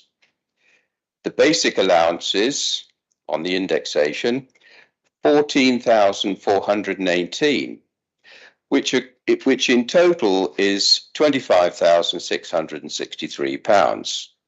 So £25,500. What does that look like in relation to the budget? It's some 4% increase in overall. The budget per resident is currently £3.82. This would bring it up to £4. That's an increase of 18 pence per resident. And given that there's 2.5 residents per council taxpayer, we're talking not much more than 50 pence per household. So the panel wishes to stress that the recommendations set out have been reached based on objective data analysis, whilst considering what residents might feel was an acceptable level of increase. The panel have at times found the current system for agreement of proposed changes to the members' allowance scheme unsatisfactory. The panel noted that for the members of Parliament, the Independent Parliamentary Standards Authority agrees any changes to the MP's pay. which does not require a vote by MPs. This process was felt to depoliticise the issue of any pay increase by allowing an independent authority to objectively review data sets and circumstances and subsequently set out any changes to MPs' pay. Whilst the panel does not expect nor have authority to request such powers to set members' allowances here in the Wokingham Borough, they respectfully request that members consider that their recommendations are driven by objective data, analysis, and independent thinking. So in summary, as well as a modest increase in the general allowance, we have sought some parity with Berkshire Unitaries for the SRAs. The panel are also keen to provide for, by way of encouragement to prospective council members, perhaps wider demographics where here opportunity costs may inhibit standing for representation. I commend this report and our motivation to council members. Thank you very much. Thank you very much for your time and all the time your members take in this report. Can I have Councillor Clive Jones to propose? Thank you. Thank you very much, Madam Mayor, and thank you very much for the presentation, Bob. I would like to begin by thanking you most sincerely and the rest of your panel for putting together this review of allowances. It's a very good review, which is both thorough and well put together. We welcome several parts of the report. Excuse me, sorry to interrupt you. I was supposed to ask, did you have a seconder before you started? Yes, I do. Thank you. And that's Councillor Conway. Thank you. Sorry about interrupting you. Okay. All right. I hope you'll give me extra time. We welcome several parts of the report, particularly liking that a review should happen every 4 years, not yearly.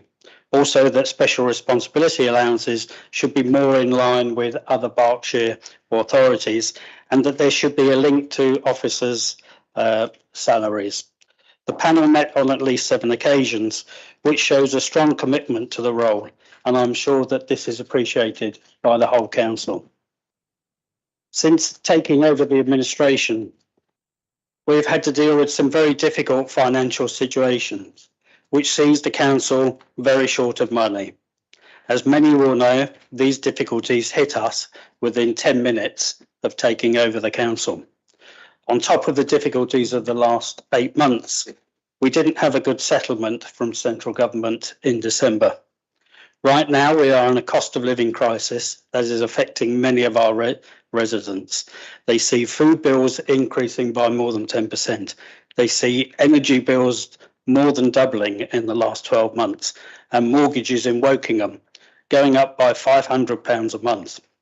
Many are having a particularly difficult time. The council itself is struggling to balance its books as well. There was an inherited deficit that we need to address. Items of expenditure were not budgeted for, and inflation rages at more than 10%. We really don't have the money to increase allowances, and residents would not expect us to, when so many of them are struggling to cope financially. We therefore find that we are unable to vote in favour of all of the changes.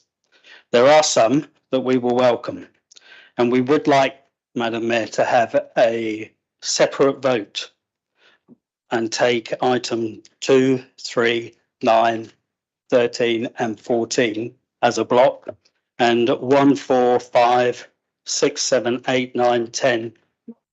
Sorry, not 9, 10, 11 and 12 on block. Madam Mayor, as I said before, we are very grateful to the members of the panel for all of their hard work. We really are very grateful, but I'm afraid we are unable to support the recommendation this evening. But I hope that you will be able to come back to us again next year. Thank you very much. Thank you. Does anybody wish to speak against the report? Councillor Pauline Jorgensen. Thank you, Madam Mayor. Firstly, I'd like to thank the Independent Remuneration Panel for their work and also for taking the time to talk to me about the report and incorporate my suggestion regarding the Deputy Leader's allowance, requiring them to also have a substantive executive responsibility to qualify. I'll repeat what I said to the panel. Whilst I and the Conservative group are supportive of the direction of the recommendations, in particular to introduce an extra allowance to the Deputy Leader and also to pin the allowances to increases in local government salaries to avoid this process, we can't support the proposals in the report. The timing is simply wrong. To vote ourselves more money at a point where people are struggling with energy costs and the ruling group is systematically hammering businesses and residents by decreasing services and increasing parking charges is simply inappropriate and tone deaf. In January 21, the Conservative-led Council voted not to increase allowances at all, despite many executive members working extremely long hours in emergency conditions to help the Council navigate the difficulties and challenges represented by COVID. The then Lib Dem leader, Councillor Ferris, was quoted in the paper as saying it would be inappropriate to increase allowances this year. It's certainly not the right time to change or increase any of these allowances, particularly as so many members of the public have had financial issues in COVID-19. Well, I agree with him. I agreed with him then, and I don't think the position has changed sufficiently to change my view. I hope the Lib Dem group, and in particular Councillor Ferris, agree with me and will vote against these proposals on the same basis as my group. Thank you. I was going to ask the seconder, would you like to speak now or reserve your right? If there are other speakers, I think I should allow them to go first and then I will speak at the end, if I may. Okay. Councillor Andy Croy, please.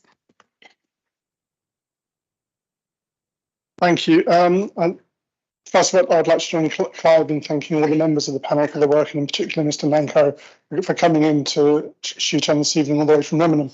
It's clear that you've been diligent and you've been very professional in your work. About 7 years ago, I sat up there in the public gallery and watched as Labour's then only councillor, Nikki Jerome, stood up just over there to say she would not be voting to accept the recommendations that were made in 2015. She also said that she would not be accepting the rise and that her allowance would remain frozen, in effect freezing her allowance at the level previously set in 2010.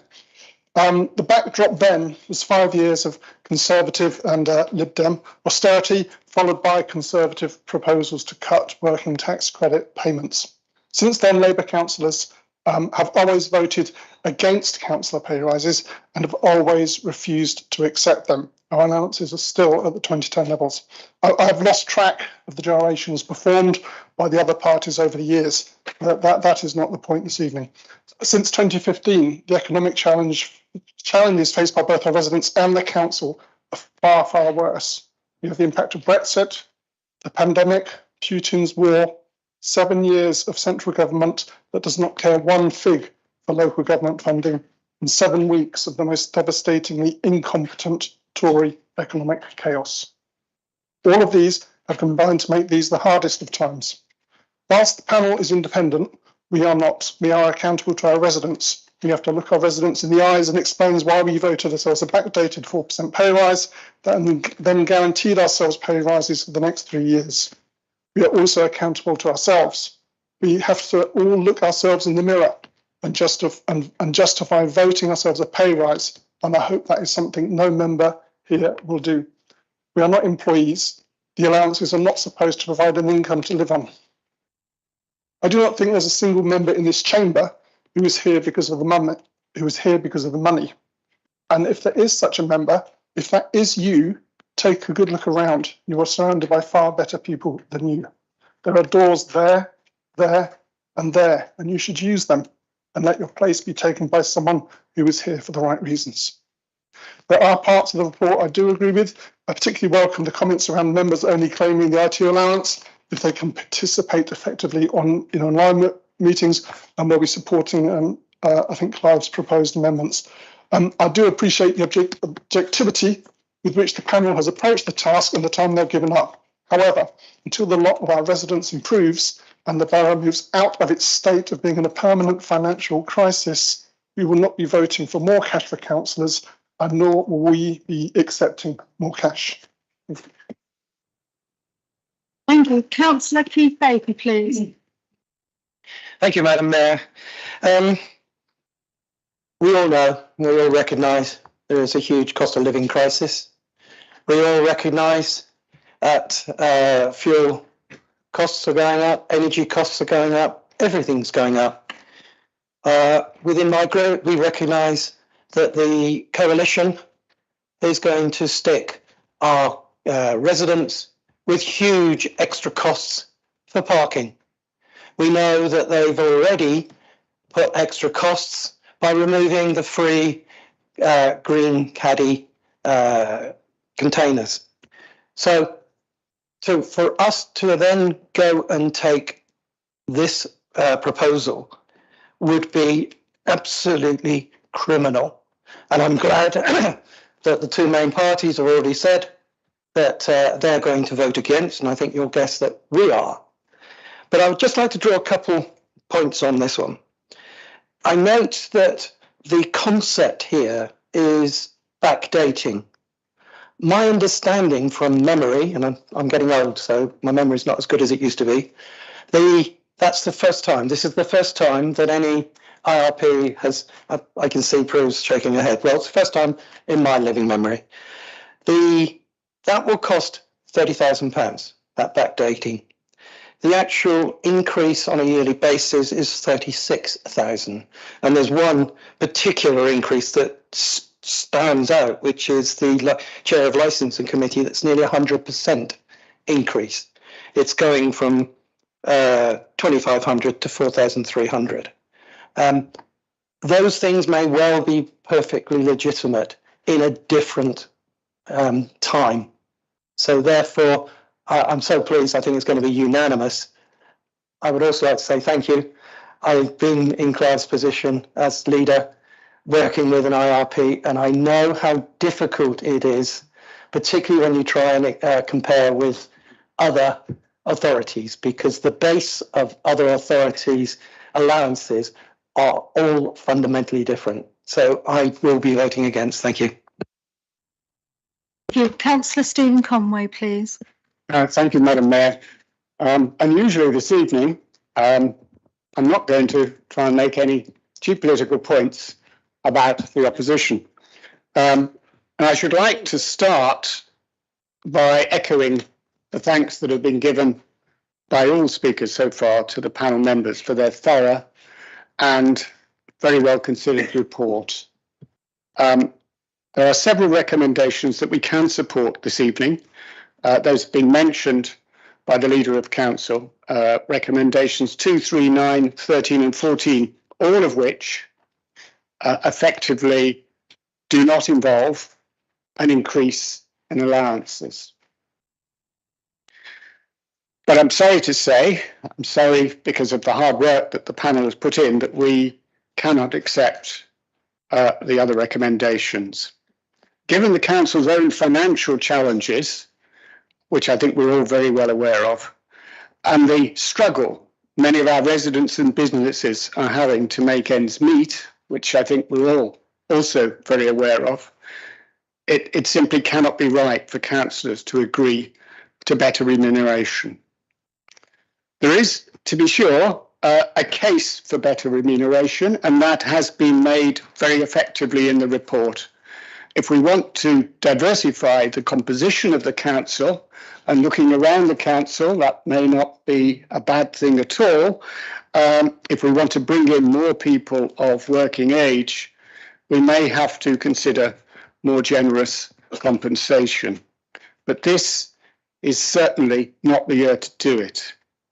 If we did so, I think we would be seen to be very wrong. And I make this point as the councillor who stands to gain the most. Thanks, I hear, to Pauline's generosity of spirit. If we'd approved these proposed increases, I would be getting the biggest uplift. You'd be, I'm sure, very happy to know that I could not possibly accept that, certainly not appropriate in these circumstances. And I suspect many colleagues will feel the same. This is not the time to be voting for increased allowances for councillors. Thank you. We'll now go to a vote. We're going to take it in two blocks. I'm going to take the votes on item 2, 3, 9, 13, 14 first. So those in favour, please raise your hands.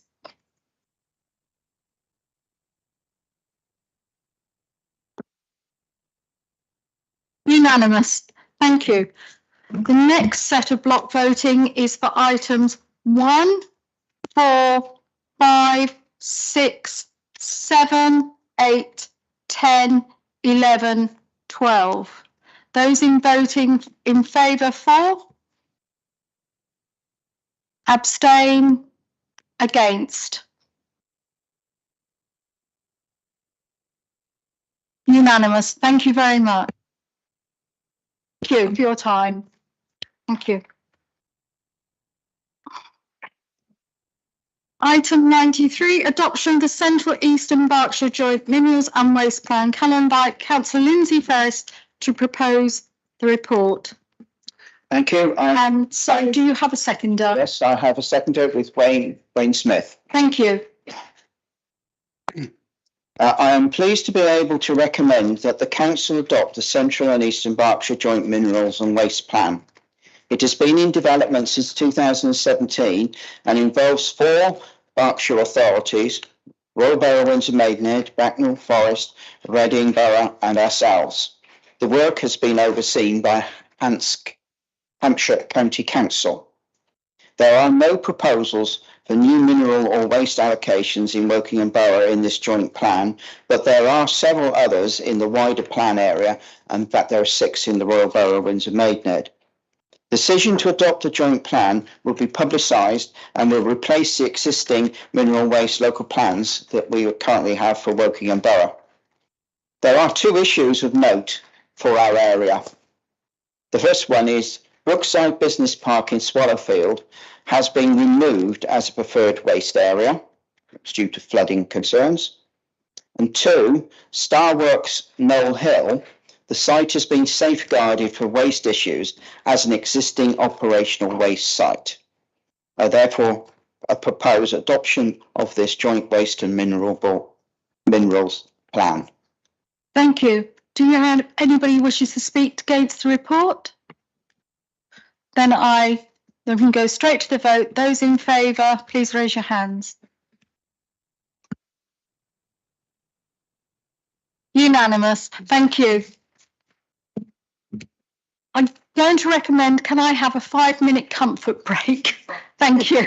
I'll be back in 5 minutes. Thank you.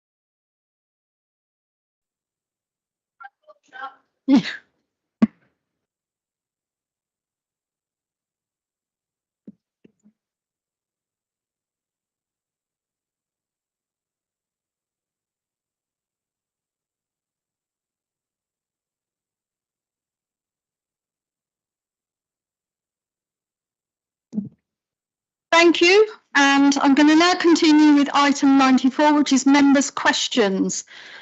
I would like to invite all members to please ask in your name so that we can get through all the questions in the time allowed.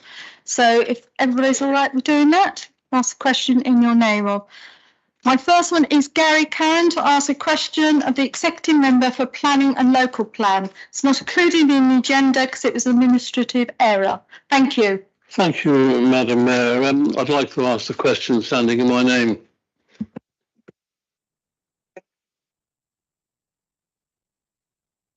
Financial implications for scheme can and do form part of planning officers' considerations. These can include viability or cost of mitigation of the development impacts. Respect to questions over potential for costs at appeal, if officers are asked, officers can give their professional opinion on the likely outcome of an appeal, including costs. However, any decision needs to be based on sound planning reasons and not because the appeal costs may be incurred. Do you have a supplementary? Yes, thank you. And I thank you for that answer.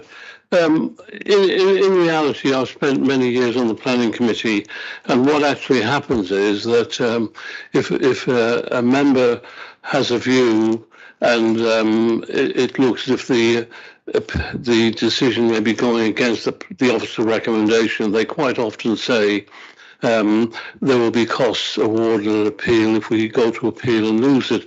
And I think this guides members in perhaps the wrong direction.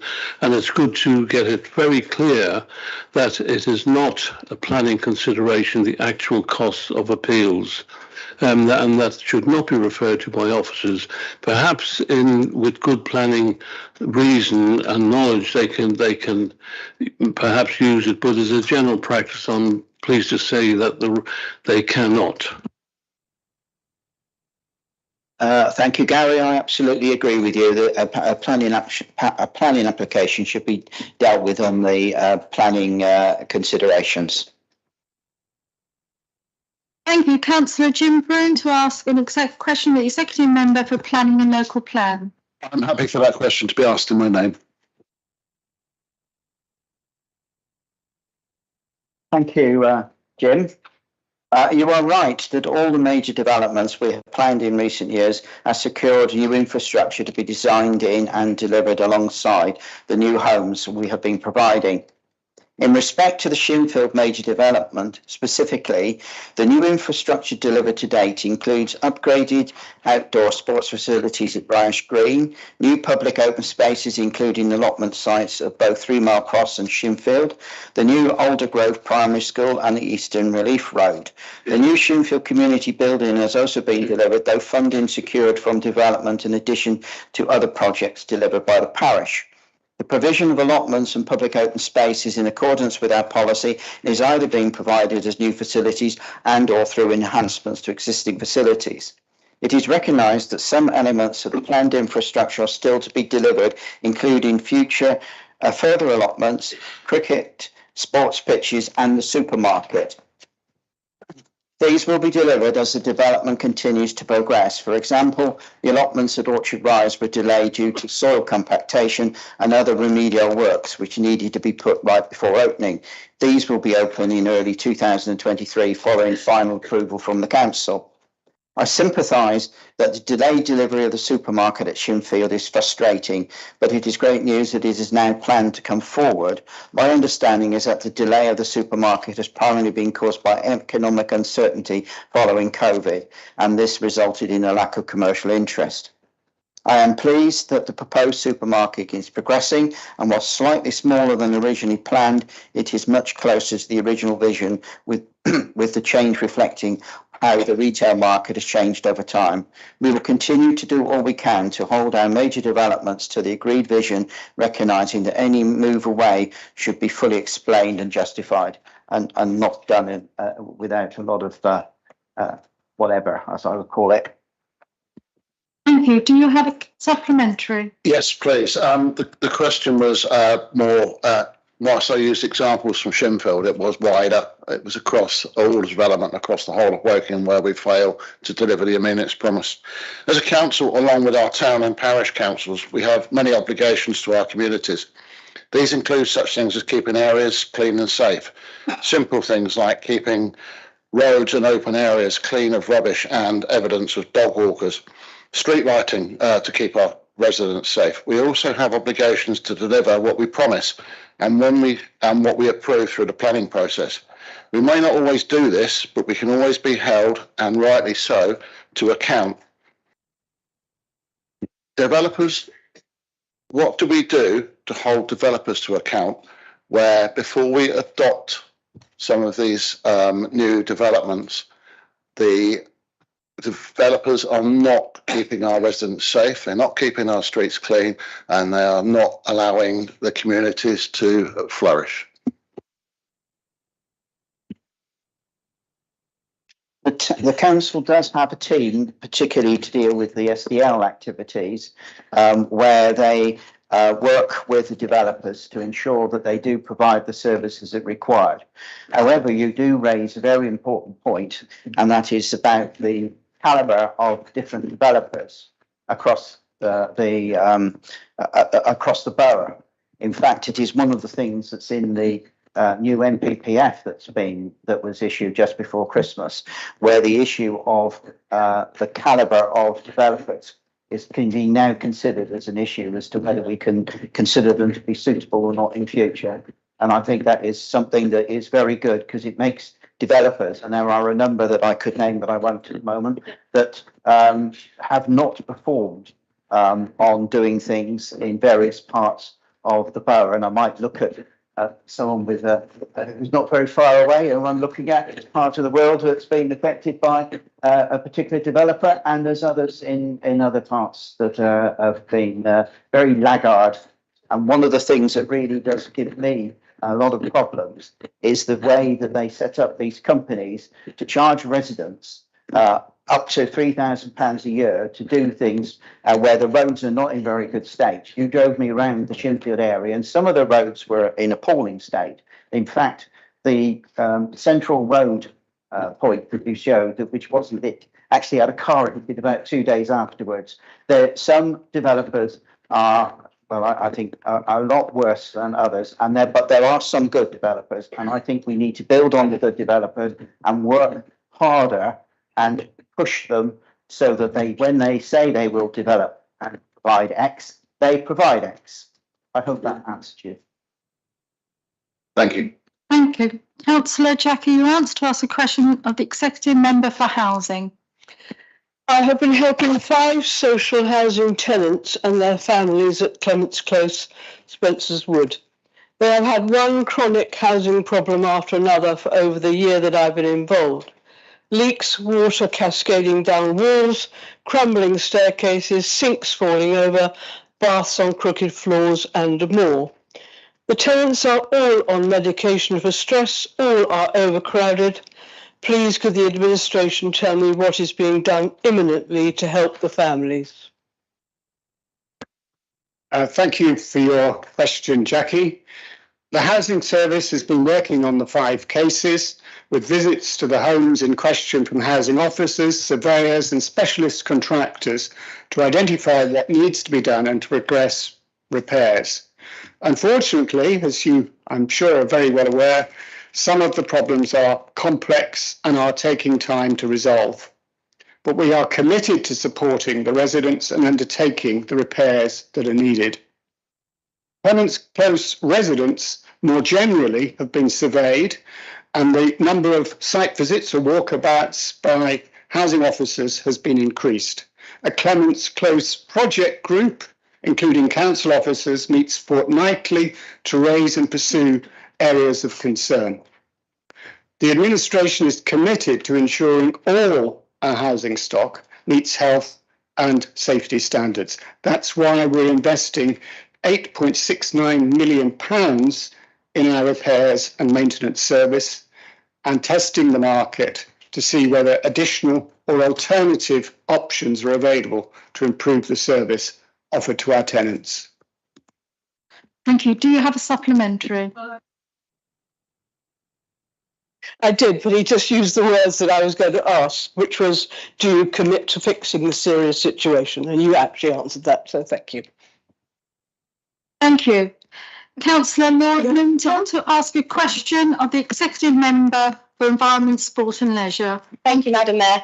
There was a sign up in Carnival Hub saying that its cafe was going cashless from December. And this isn't very inclusive for residents that rely on cash, can only use it, and those who choose to as well. Please can your administration confirm if it commits to protecting using cash as an option in our council buildings? Thank you, Laura.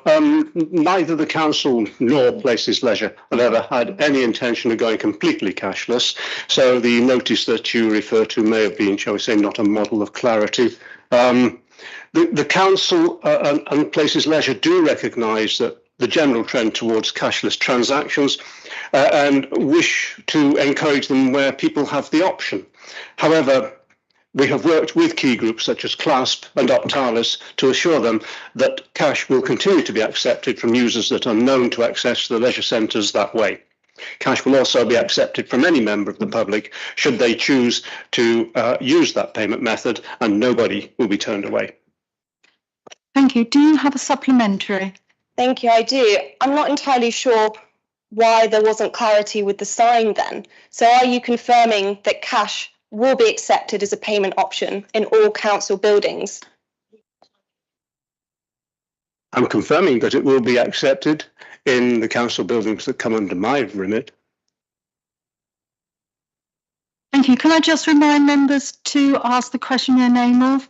Can I then ask Councillor Shahid Yunus to ask his question, the Executive Member for Environment, Sport and Leisure? Thank you, Madam. Ma'am, can I ask a question on my name, please? Thank you, Shahid.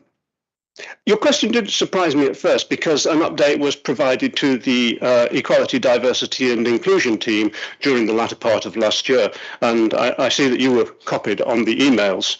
And little has changed since then. But to summarise, the Forest School were carrying out emergency work to the pool during December, which unfortunately needed to be completed before they could replace the flooring. All being well, they should be able to start the flooring replacement during February, and it's now likely we'll be looking at March or the Easter break for the introduction of women's only swimming sessions. Updates will continue to be given by the Equality, Diversity and Inclusion team. Thank you. Do you have a supplementary? Thank you for the answer. Yes, update was given, but actually the point I would like to make is that we set up this equality forum and we asked for the recommendations. We had to give the recommendation, then we go away and take so long to consider even implement them. It's been a long time. Can I just remind the executive that what is the ask is not to build a swimming pool. It is just to have a swimming classes. It's not too much to ask. So can we please commit to a date when this female only swimming classes will be provided? The date is dependent upon the completion of the upgrade, and that has been delayed, unfortunately, by circumstances, and it will be available as soon as that little upgrade is complete. Can you be anywhere else other than the borough, if not that school? There are no other suitable pools within the borough that have the privacy requirements. Thank you. Can I ask Councillor Keith Baker to ask his question, the Executive Member for Active Travel, Transport and Highways? Thank you, Madam Mayor. Can I ask the question that's standing in my name, but can I just give the last sentence? I'm looking for a simple yes or no, please. Thank you, Keith, for your question. As was explained to you by the officer. The business case was the document that went to the executive. In summary, there is a forecast shortfall in income and we need to address that. As I presented to the executive in November 2022, we considered many areas, and these included taking funding from those, taking funding from the reserve highway budget, revenue highways budget, taking funding from other service areas. All of these had significant implications, and therefore the only option was income generation from existing off-street car parks, as the cupboard was bare of any other funding. Options were explored to do nothing, cover the lower end of the budget shortfall, or towards the higher end. The executive agreed with the lower increased charges, with an estimated forecast of 540,000 additional income. The calculations made were based on known ticket sales. Any forecast is an estimate, as no ticket sales are guaranteed, and any number of changes could arise which could affect income. We have considered all the points made about the potential impact, which is why the final version of the changes was different to the first version. Car parking income is constantly monitored, so if the impact of the changes is not as anticipated, of course, they will be reviewed. Thank you. Do you have a supplementary? Surprise, surprise, yes. Thank you for all that. So what you're actually saying is all my questions in the question have been answered in the business case. Now, if that is the case, why won't you publish it? It's no good just keep on standing up here and providing answers. Publish it. Publish it. Residents want to see answers to all these questions. You appear to have them. Well, why won't you put it into the public domain? Publish it and be damned. As I said already, the executive report is a summary of the work that we did. The calculations are based on ticket sales, and there's no guarantee. I'd also like to say that the Conservatives proposed in the draft MTFP increases in car parking charges in November 2021, with a forecast income of £500,000, but didn't progress it. If they had done that, then the situation may have been different now for the car parking service with the shortfall that we now face. Therefore, this administration has had to take the very difficult decision to increase charges to cover the shortfall in income forecasts. Was they a business case with what you'd done previously? I think not. Thank you. Can I ask Councillor Rachel Burgess to ask a question of the Executive Member for Active Travel, Transport and Highways, please? Thank you, Madam Mayor. Could I ask the question standing in my name, please? Thank you, Rachel, for your question. The council is sorry to learn of collisions with private property referred to by the elected member. Wiltshire Road is a busy A-class road carrying over 8,200 vehicles daily, and police reports show one collision involving an injury to a road user, but not associated with the private property. Average and 85th percentile speeds are compliant with the speed limit. Given the high level of use and low injury collision record, it is clear that the road does not have an inherent safety risk that engineering measures will be able to address. Whilst it's evident from resident reports that over the past year some drivers failed to cope with the road layout that has been in place for decades and caused no problem to drivers previously using this road, the absence of information about individual collisions means that it's not possible to identify factors that may have contributed to the recent spate of incidents. Certainly the road layout, signs and markings at this location are all appropriate and serve to manage traffic safely. However, there is an ongoing assessment into the possible provision of a formal crossing facilities at this location, which may present an opportunity for other changes to be made. Otherwise, incidents of excessive speed, should they be the case and the cause, are a matter of enforcement for Thames Valley Police to consider. Do you have a supplementary? I do. Thank you very much. You mentioned the absence of police evidence, other evidence regarding this area. My understanding is that is partly because yet there's been no serious personal injury or death at that site. So my question is, what can we do now as a council to ensure we move away from this position where we appear to have to wait for something really awful to happen before any action is actually taken? The difficulty we have is that we don't know the causation factor of these incidents.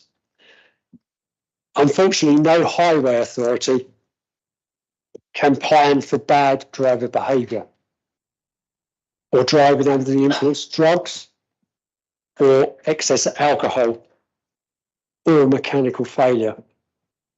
Therefore, there's little that we can actually do but just monitor the site and get as much information as possible from any incidents that unfortunately occur in the future. Thank you. And Councillor Pauline Helen Simmons to ask the question, the Executive Member for Planning and Local Plan, please. I ask the question standing in my name.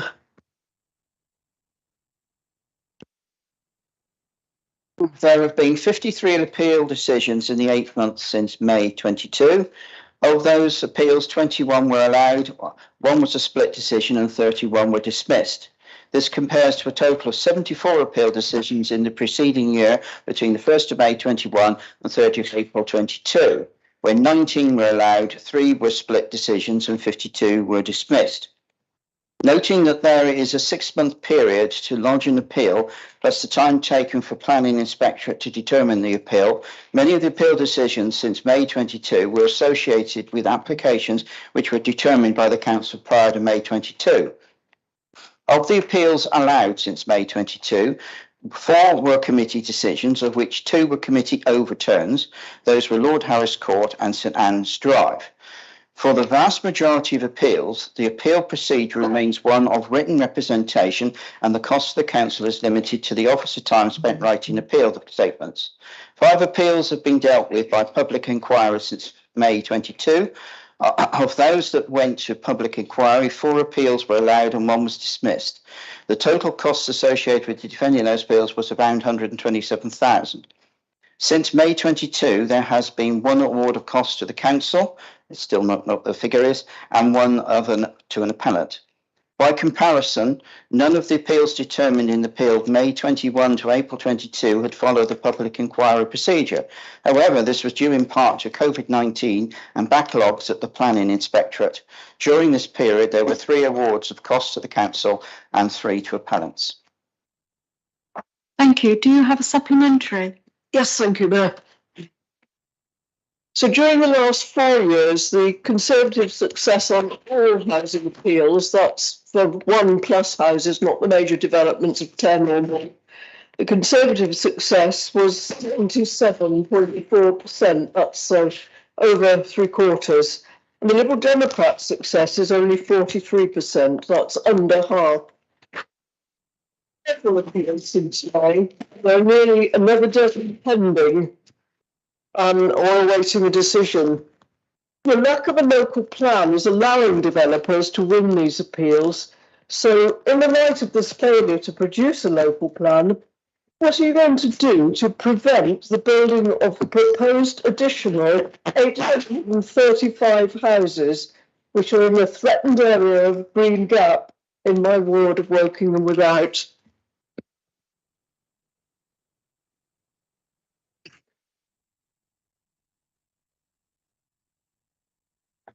We have an interesting situation because since we took control in May, we have continued the lobbying about the housing numbers for the borough. And that has been more successful now because of changed circumstances. And that we are now at the situation where we could have around 2,500 houses less than what would have been done with the current draft local plan. So we were left with a situation of either deciding to go with the current draft local plan, of which many residents had lots of problems with lots of parts of the plan, or to work and go through a set procedure. We have gone through an assessment of the larger sites. We have continued going through all the stages of a local plan over this period. And that is what we are doing, and we are looking to see how we can develop. We have had a number of planning appeals, and we are in the position we are in. Thank you.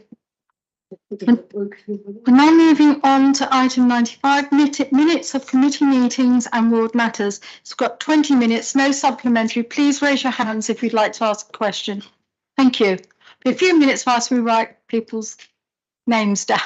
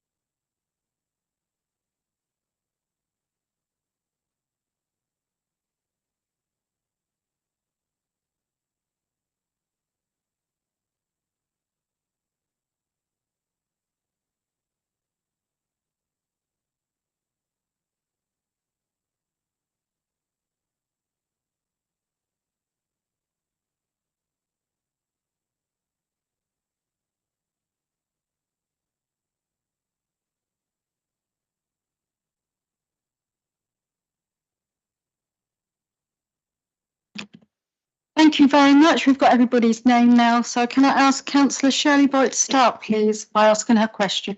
Thank you, Madam Mayor. Woodley Town Centre has been blighted with anticipated behaviour for many months.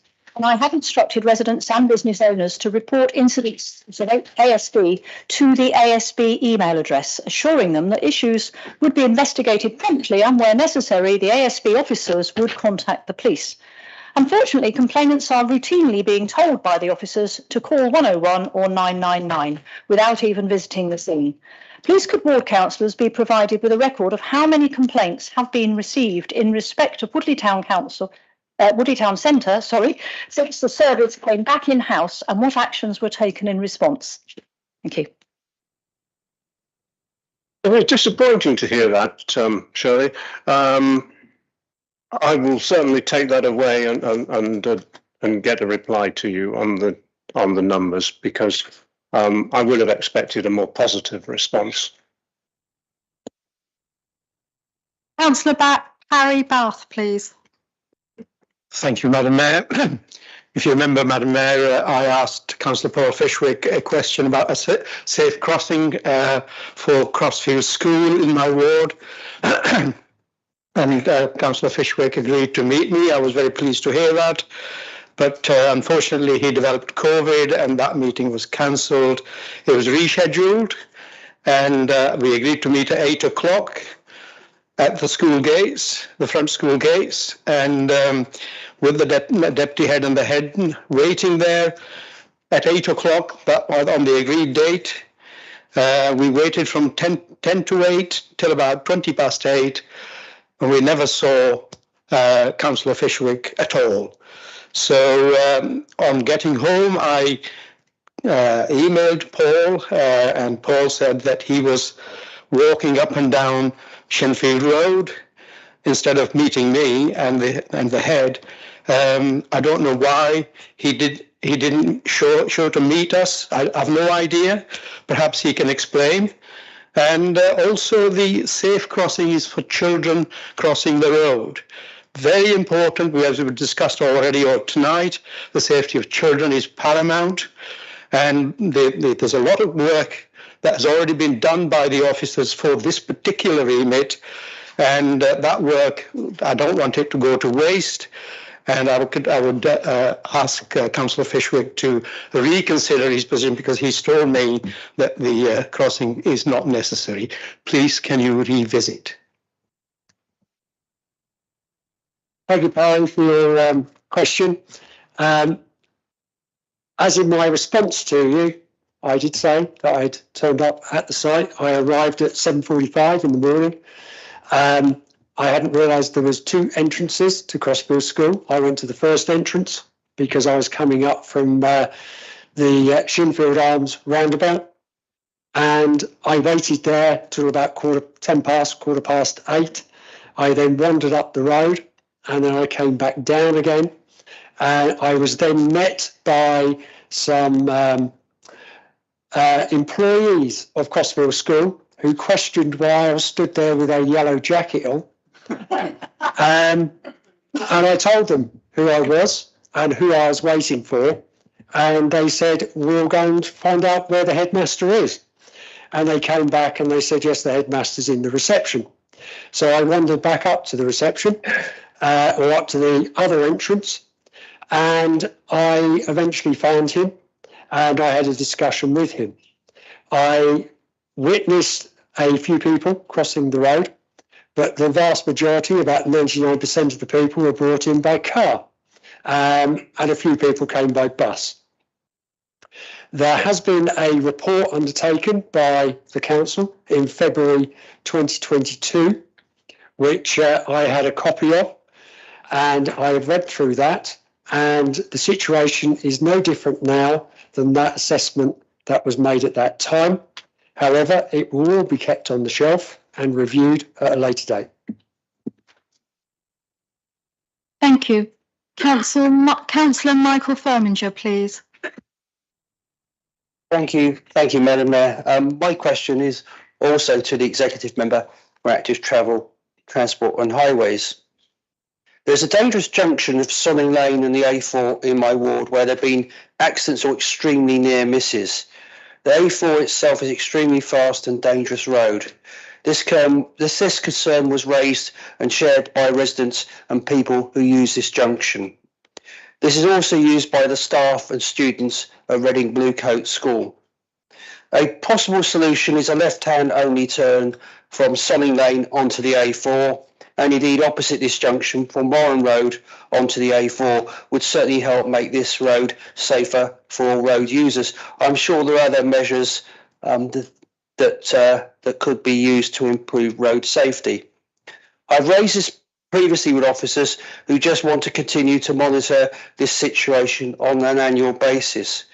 Please can you look into this and press for action for the residents in my ward and indeed anyone else who uses these junctions. This cannot wait for the annual review of this very fast and dangerous stretch of road. Thank you. Right, thank you, Michael, for your question. I'll certainly take it up. Could you tell me when it was first raised? Well, it's last year. I can't recall exactly when, but it was last year. So it's about a year ago. It could well be, yeah. Okay, thank you. Probably predates you all, but I've been pressing for a long time.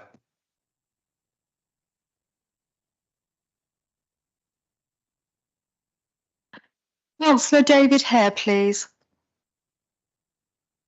Thank you, Madam Mayor. I've got a question for Councillor Fishwick about active travel. Most streetlights in Halton work most of the time. Most streetlights in Woking won't work most of the time. But there are faults that sometimes seem to take an awful long time to rectify. The WBC website suggests that there is only a 28-day investigation target. Does this mean that there's not a service level agreement or a target to actually fix the faulty lights? There's an investigation target, but actually fix the faulty lights And if not, why not? And are you going to make that something happening? Thank you, David, for your question. The aim is to repair the street lights using Volca within 28 days.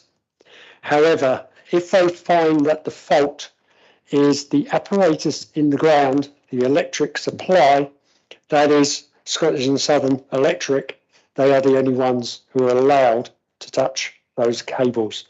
And therefore, we have to rely on their programme to get them completed. They do have target deadlines with Ofgem to actually get those targets completed, but we are reliant on them. Thank you. Councillor Phil Cunnington, please. Thank you, Madam Mayor. And my question is for the executive member for active travel and highways. Sorry. This is particularly on behalf of a group of residents that approached me who live on the Eldridge Park estate, which for your information is off of Belfoundry Lane. And the question is, when will there be the opportunity for them to take a bus from the bus stops which have been painted, curbs prepared, etc., along the NDR, because they are nowhere near an existing bus route? Thank you.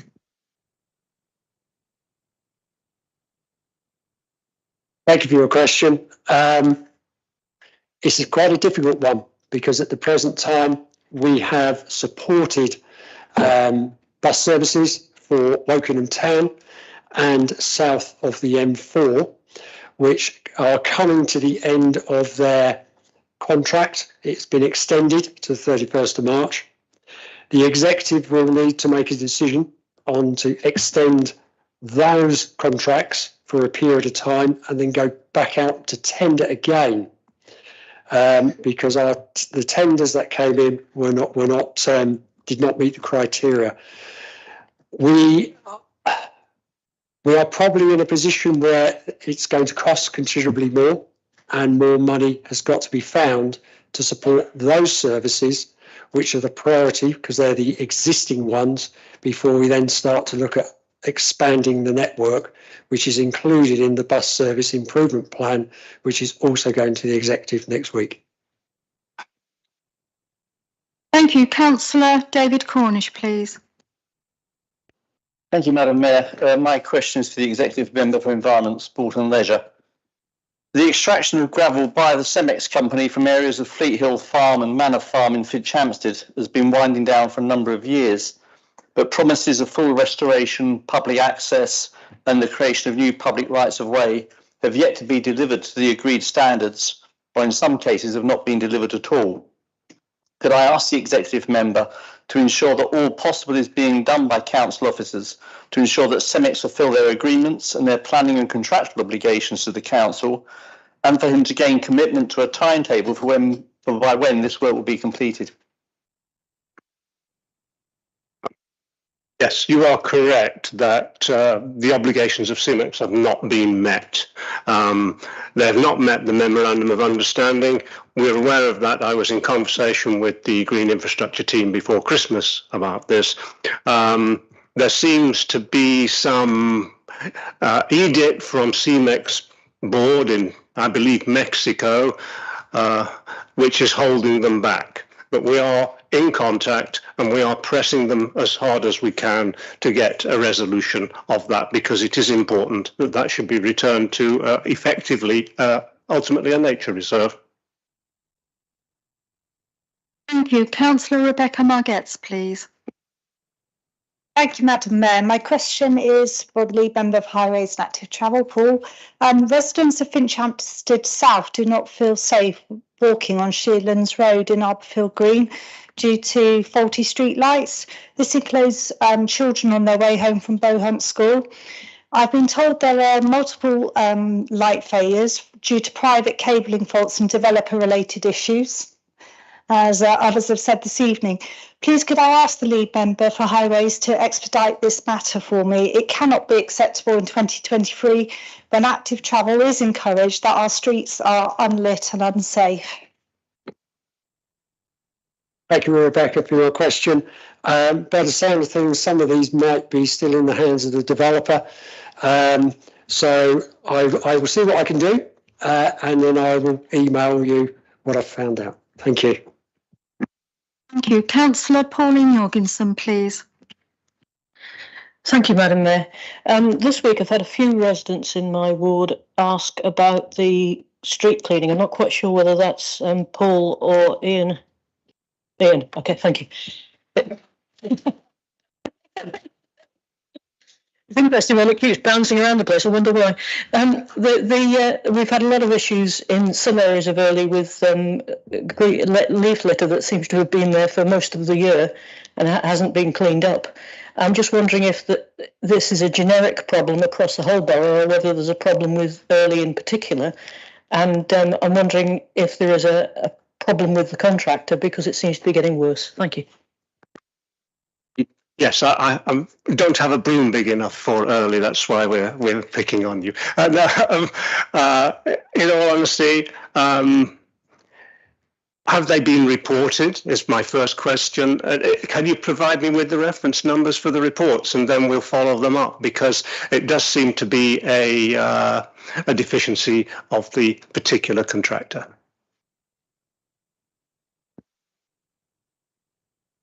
So you've supplied the reference numbers. Sorry, if you don't mind, Madam Mayor, I'll just respond. For clarification, I think it's important. Yeah, I've reported all of these and they are going to be fixed. What's worrying me is the quality control on the contractor. That means that unless you report them, the road doesn't get swept. Well, I think if they've been reported, they will all have been noted, and there will be conversations with the contractor, because I don't believe that Early is the only place that we've had reports from. Thank you. Councillor Keith Baker, please. Thank you, Madam Mayor. My question is for Councillor Paul Fishwick.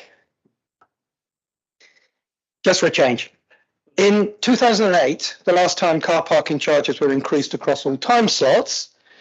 Sorry, it's supposed to be ward matters. It's on committee matters as well. Committee matters, okay. Right, so I'll start again. In 2008, the last time car parking charges were increased across all time slots, an opposition councillor gave evidence against the proposals at a call-in of the proposals. That councillor stated, no consultation was undertaken prior to the decision. No consideration appeared to have been made of the impact the increased charges would have in a period of economic downturn. The executive did not appear to have considered the impact the increased charges would have on local traders during the day. In difficult economic times, retailers were under great pressure and car users were under pressure with increased fuel costs. There was a danger if the council got the changes wrong that business viability would be affected. Does this sound familiar? You should do, because it's exactly what I and my colleagues have been saying for months. The councillor who said all that was none other than your very own deputy leader of the council, Stephen Conway. So, Councillor Fishwick, can you please explain why you think all these points that Councillor Conway passionately argued against, and I have, are actually not valid now? Thank you. Sorry, before we continue, what committee meeting was this in? The executive, when they reviewed the parking charge. Since the last council meeting, apparently. Okay, I'm being advised overview of Scrutiny and Management Committee. Okay.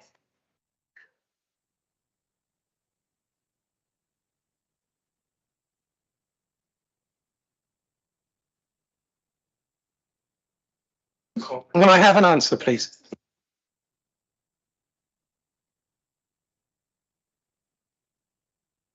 Okay, can Councillor Paul Fishwick answer, or? Madam Mayor, we need a date of the committee meeting because it has to be under 4.2.10.9, a meeting that has taken place since the last council meeting. So we do actually need a date to be stated. Okay, Councillor Baker, do you have the date? Well, I'll say if that's not acceptable, I'll go on to a ward matter because please, Madam Mayor, can you control people, please? Because my residents are being impacted by all the car park charges. So it is a ward matter because my residents are being affected by these charges.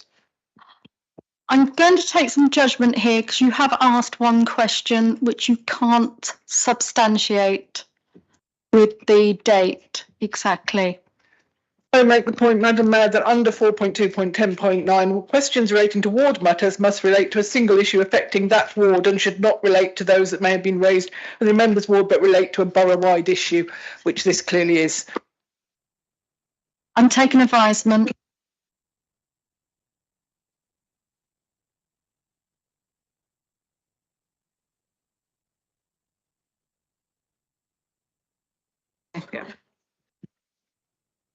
Okay, thank you. Seeing that we can't substantiate the date, we're going to disallow the question and I'm going to move on to the next councillor. Thank you. Can I ask Councillor Andrew Mickleborough, please, to ask his question? Thank you, Madam Mayor. My question is to the Executive Member for Active Travel, Transport and Highways. Hawkden residents are not immune to the difficulties experienced by residents throughout the borough, resulting from the huge volume of roadworks. These works are, I'm sure, necessary and usually appear to be well managed. However, I wish to ask if WBC has any leverage with regards to one particular issue that has occurred a number of times in Hawkden. This is temporary traffic lights being left on sometimes well before any roadworks have commenced and sometimes after they appear to have been finished, resulting in unnecessary delays and CO2 emissions from cars with engines that are left idling. Utility companies often seem to be involved. Thank you, Andrew, for your question. As I mentioned earlier, we have approximately 5,300 roadworks across the borough in a given year. 75% of those approximately are the utilities.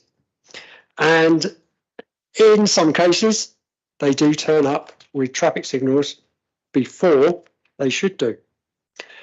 A reasonable time is usually allowed for them to set up and then the gang come along to start digging. However, we did have a case only last month in Woolwich when a particular utility turned up on the A329 Reading Road 24 hours before the gang turned up and their lights were removed. We do have inspectors who go round. The vast majority of the utility works have permits, but from time to time there are emergency works where they will suddenly just turn up and do work, so they're not programmed. The resource we have is limited. They cannot get around absolutely everything that is going on at the same time. So if any residents or members do see some traffic signals that have gone up or the works have finished and they appear to be still left there, please contact the council and the street works team will send out one of their inspectors who are out on the road at all times. Thank you. Thank you. Yes, sorry, can I just check that under the new version of the Constitution, 4.2.8, we do not have to raise the issue of getting the extra half hour in order to acquire the extra half hour? Yes, you are correct. Thank you. Moving on to item 95, which is minutes of the committee meetings and ward matters, which is, no, sorry, glasses again. 26, statements by the leader and the executive members. We have 20 minutes. Yeah, oh, sorry. Sorry, let's just Oh, okay. You have 5 minutes. Madam Mayor, it's Councillor Chris Bowring here. I had my hand raised for ward questions. I don't know whether you ran out of time. Yeah, sorry, we've run out of time. I do apologise. Thank you.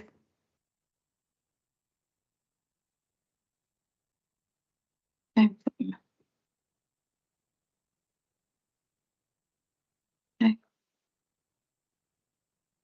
asking for speakers on the leader and executive members. Thank you. Okay.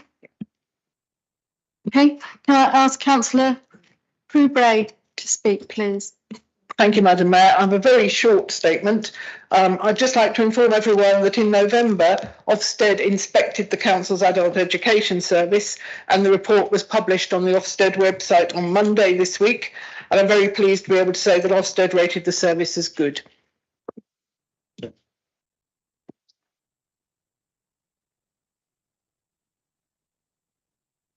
Councillor Sarah Kerr to speak, please. Thank you very much, Madam Mayor. I want to take this opportunity to update you on the ongoing work from our energy team in collaboration with our climate emergency team.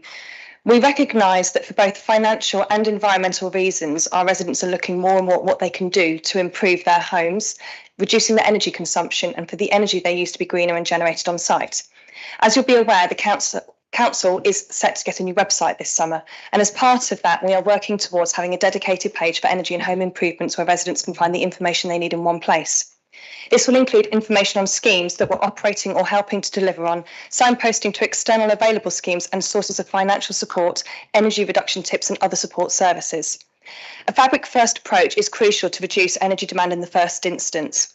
In our own social housing stock, following a stock audit, we have a bid in for the Social Housing Decarbonisation Fund to make improvements to the homes that don't yet reach an EPC rating of C or above, and we are encouraging other social housing landlords to apply as well.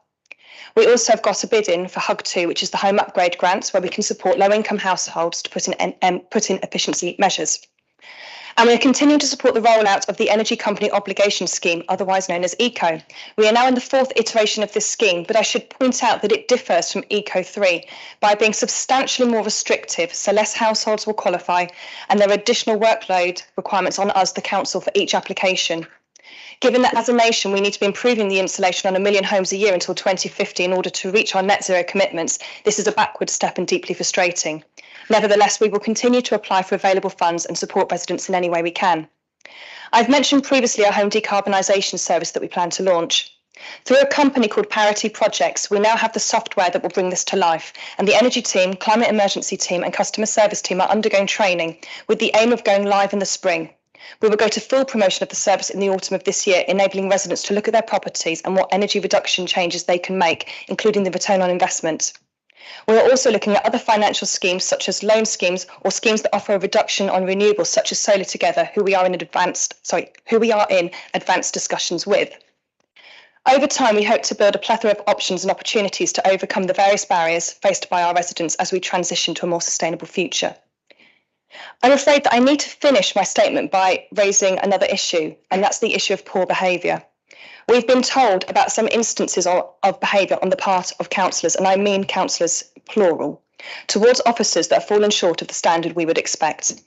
I want to take this opportunity to remind you that all councillors should treat officers with respect in this chamber and in their correspondence with them. Robust discussions are perfectly possible without descending into bullying and harassment. Please make sure you do not cross this line. There have been relatively few complaints about councillor behaviour in this council compared to many. We would like that to continue. Thank you.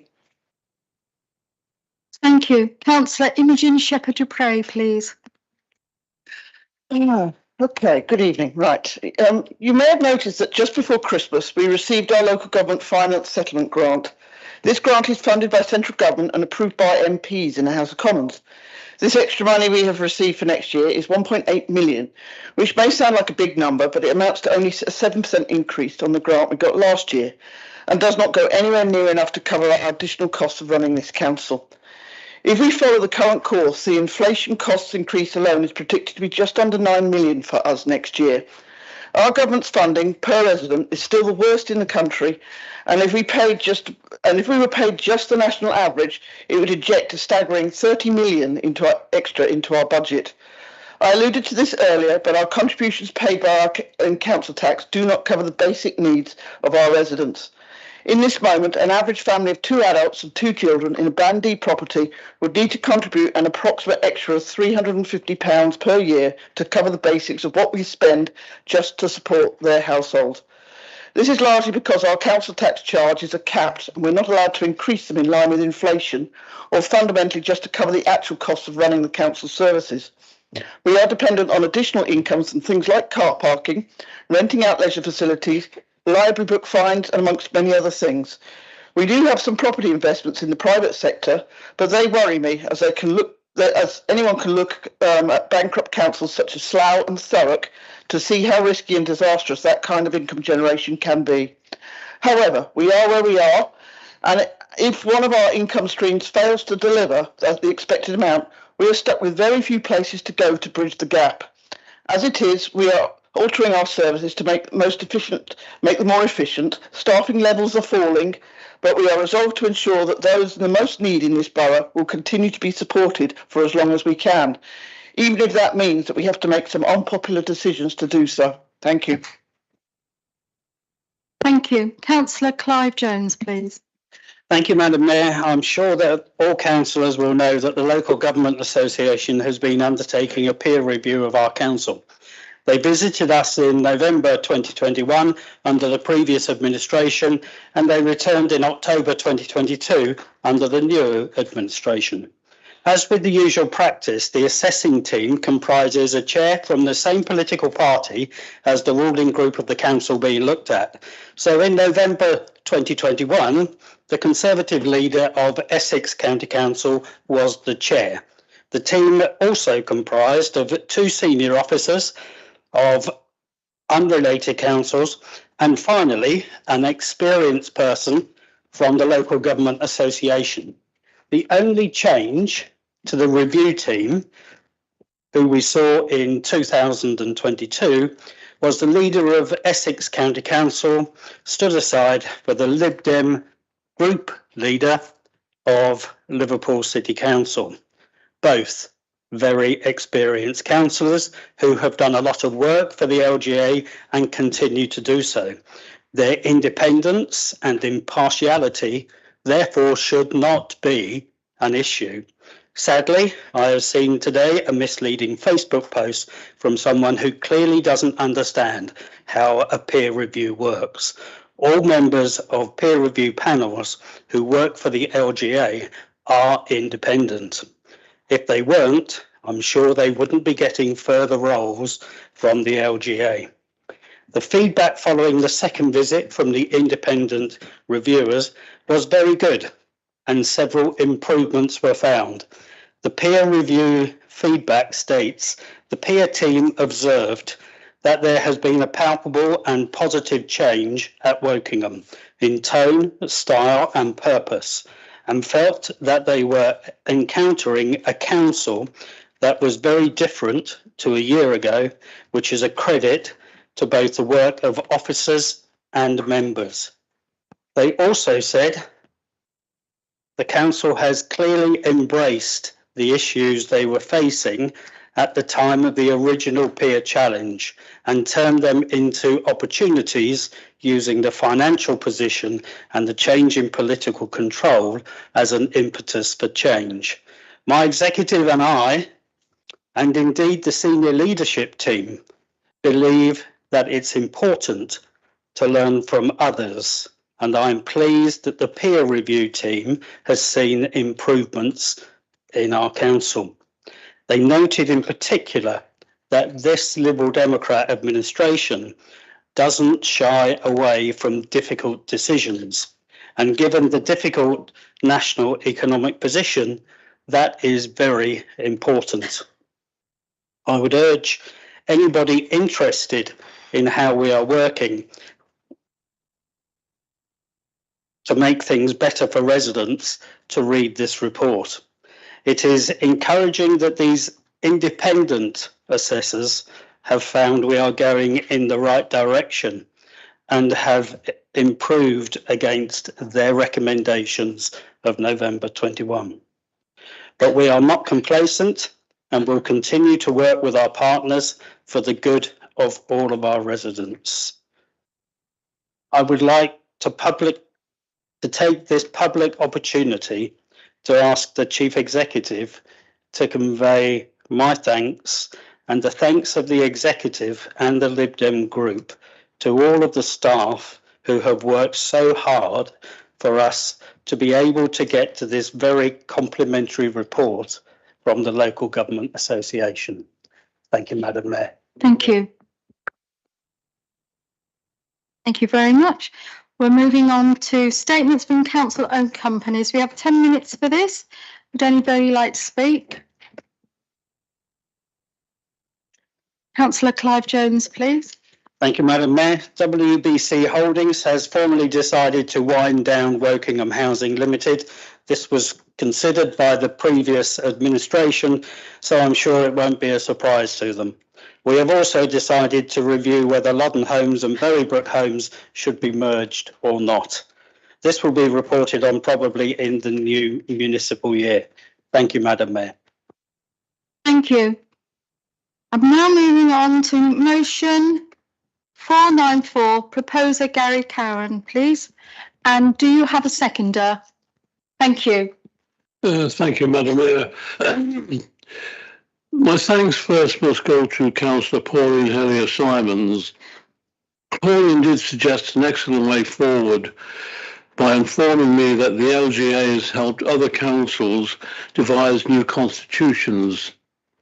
With LGA involvement, I'm sure we can create a constitution fit for the 21st century. A constitution goes back many years and it has been unintentionally developed,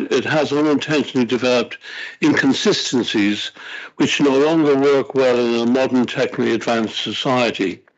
But by starting from scratch again, we can iron out all the flaws that has crept into ours. I cannot establish how old the Constitution actually is, but it was revised around the year 2000 when councils moved to cabinet models. My records go back to January 2008, when Annette Drake was the mayor at the time and John Kersley became a new councillor at that meeting. Of the 54 councillors there are only 8 here now. At that council meeting, we looked at changes to the constitution relating to parish and town representation on the standards board and the management of breaches of TPOs and fly tipping. We are still tinkering at the edges of the constitution then, and we are still tinkering at the edges today. The motion proposes that the Constitutional Review Working Group, along with the LGA, manage the changes, but I believe it should involve councillors from all parties, and I would leave that to the Constitutional Working Group to resolve.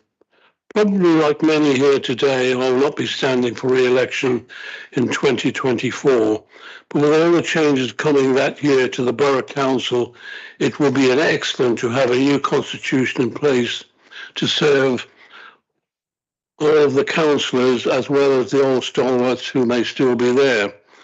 I would ask all present to support the motion, which is not political, but designed to contribute to a new constitution that will be fit for this council for the 21st century. Thank you. Thank you. Does anybody wish to speak against the motion? In that case, we'll go directly to a vote. Those in favour, please raise your hands. That is unanimous. Thank you very much. Motion carries. We're now moving on to motion 496, proposer Rebecca Margetts. Councillor Rebecca Margetts, sorry. And do you have a seconder? Yes, sorry, I couldn't. Your seconder. Thank you.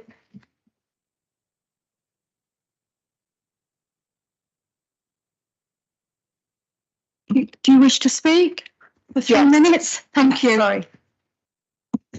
Thank you, Madam Mayor.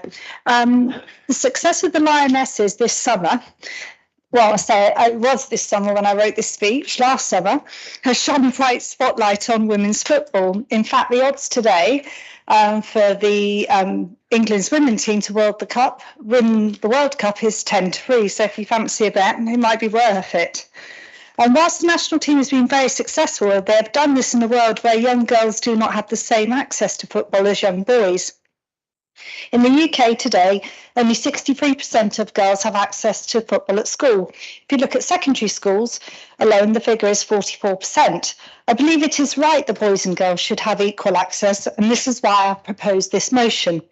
We all know the many benefits that sport can bring to children: better health, working in groups and participation with others. For the last 9 years, my son has played football at Finchampstead Football Club, and I've seen the benefit this sport brings to the children: better health, better social interaction and learning to work in teams. And sometimes they even win their matches. Finchampstead Football Club have experienced a significant increase in demand for girls' football. The first team was set up with 5 girls 3.5 years ago. There are now over 120 girls at the club. This shows the potential demand and interest in the sport. There are now 9 teams across several age groups and also a girls-only soccer school. The club provides qualified female coaches to perform workshops and run soccer camps throughout the year. There is a range of teams, from those with high ability to those who simply want to try for the first time. I'm calling on Woking Borough Council tonight to request that all schools offer the opportunity to all children to play football. It is only right that there is equal opportunity for girls and boys to play football at school and amateur level, and I call on Woking Borough Council to encourage greater provision for girls within the community. Thank you. Thank you. Does anybody wish to speak against the motion? Okay, thank you. Your seconder, would you like to speak now or reserve your right? I'll reserve, thank you. Thank you. Councillor? Sorry. I've got some people, hands up. Yeah. Okay, sorry. Sorry. Councillor Andrew Corey, please. Thank you. Thank you, Madam Mayor. The schools in our borough are under huge financial pressure. Our teachers are under massive professional pressure as years of underfunding have now collided with a cost of living crisis that has left teachers in despair.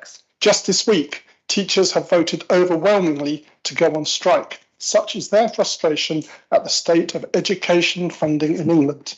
And into this landscape wanders Woking Borough Council, telling teachers in effect they must try harder. I showed this motion to a teacher. They were incredulous. They said the motion is, and I quote, taking the mickey. They did not feel supported or encouraged, but said it was a desperate attempt to piggyback on the success of the Lionesses. Imagine being a head or senior leader in a local school. Your budget per pupil is lower than it was in 2010, and you're trying to work out how many teachers or teaching assistants you're going to lay off. Or you are wondering whether or not the PTA will be able to make a contribution towards heating bills. And you are contemplating how much money that should be spent on pupils will be swallowed up by the salaries, you can talk later, will be swallowed up by the salaries of academy chain bosses. And then our teacher opens the local paper and reads about a bunch of out-of-touch counsellors telling them how to do their job, and how to do their job with no extra funding. It is patronising and it is insulting. We are again telling our head teachers they must try harder. Everyone in this room wants girls to have equal access to football. But is everyone aware it is the Conservative government's own guidance that refuses to give equality to girls? It is this Conservative government that is refusing, even though they were requested in the summer, that is refusing to change its guidance to schools. The current Conservative DfE guidance states only that girls must be offered comparable activities, and the Conservatives have not responded to the many calls, including by Lioness players, to change this guidance. As I said, everyone wants girls to have equal access to football, but we need to point our motions in the right direction.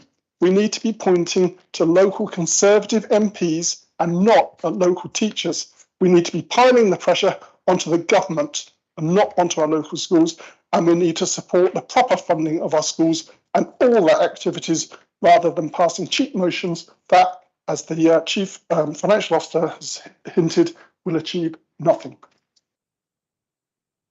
Thank you. Councillor Gary Carroll, please. Thank you, Madam Mayor. I see this quite differently to Andy, and basically I'm in complete support of the motion. The only point I would make is that I remember last time the motion came here, we had very successful ladies rugby union and league world competitions going on.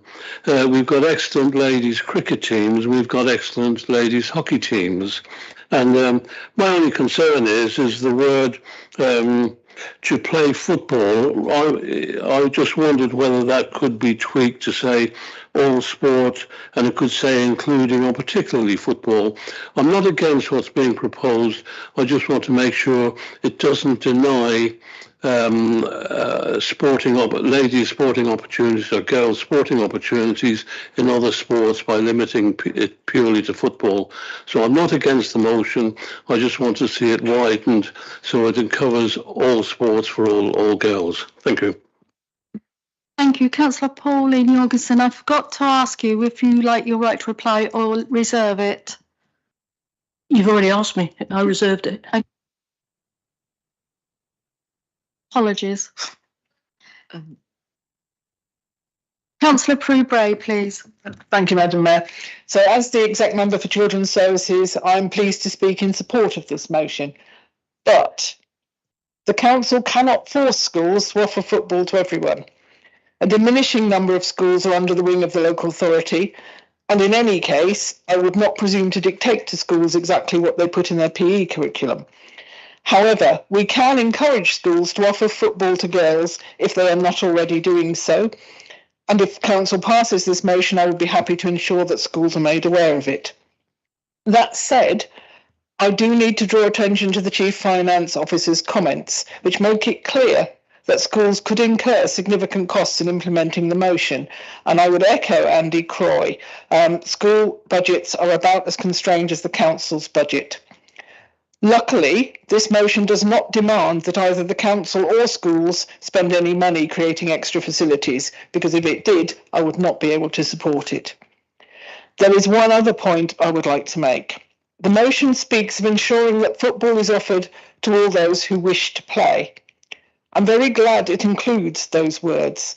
It is really important not to put children off physical exercise by forcing them to participate in something that they hate and are rubbish at. Not everyone likes football.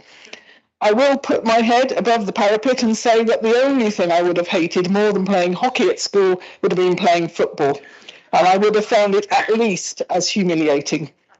So, in the drive to give girls more equal access to football, let us not forget that other sports and types of physical exercise exist, and that children should be encouraged to participate in whatever activity best suits them and their abilities, so that they can grow up healthy and fit. And I say this from the heart, not be put off from exercise for life by PE lessons. So having said that, I congratulate the Lionesses on their success and regret that only 4 of them were awarded honours in the New Year's honours. I think they all should have been, and I urge everyone to support the motion.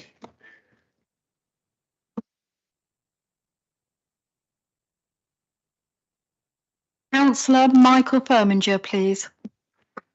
Thank you, Madam Mayor. Not quite just negativity. The councillor next to me is quite something. Any road. It was a great achievement when the England Lionesses won Euro 2022 last summer. We should be extremely proud of every one of them. I know on what they've done. I know I was. I wish them all well for the World Cup later this year in Australia and New Zealand.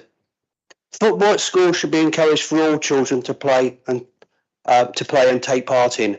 Playing as a team sport like football promotes team spirit and the need to work together. It is character building and helps with the development of life skills and the interaction with others, which is extremely important. At Sonning Primary School in my ward, there is a girls' team in years 5 and 6 who play matches as part of a league. This allows them to develop their own skills and to enjoy the game. The school itself loves having a girls' team. This shows what has been achieved, and this came from the headmaster of that school. Above all, sport should be fun and should be enjoyed by all and should be encouraged. I fully support this motion. Thank you. Thank you. Councillor Laura Blumenthal, please. Thank you, Madam Mayor. How anyone could be against this motion perplexes me. It's simply saying that girls should have the same opportunity as boys to play football. It's not asking for 3D pictures, it's not asking for hundreds of thousands of investment, and to pretend that it is misleading. It's blatantly not asking for any of those things. And to be against this motion is the epitome of sexism, because you're being negative against just the equal opportunities of girls. And if you're against this motion, then there is no way you can claim to stand for equality.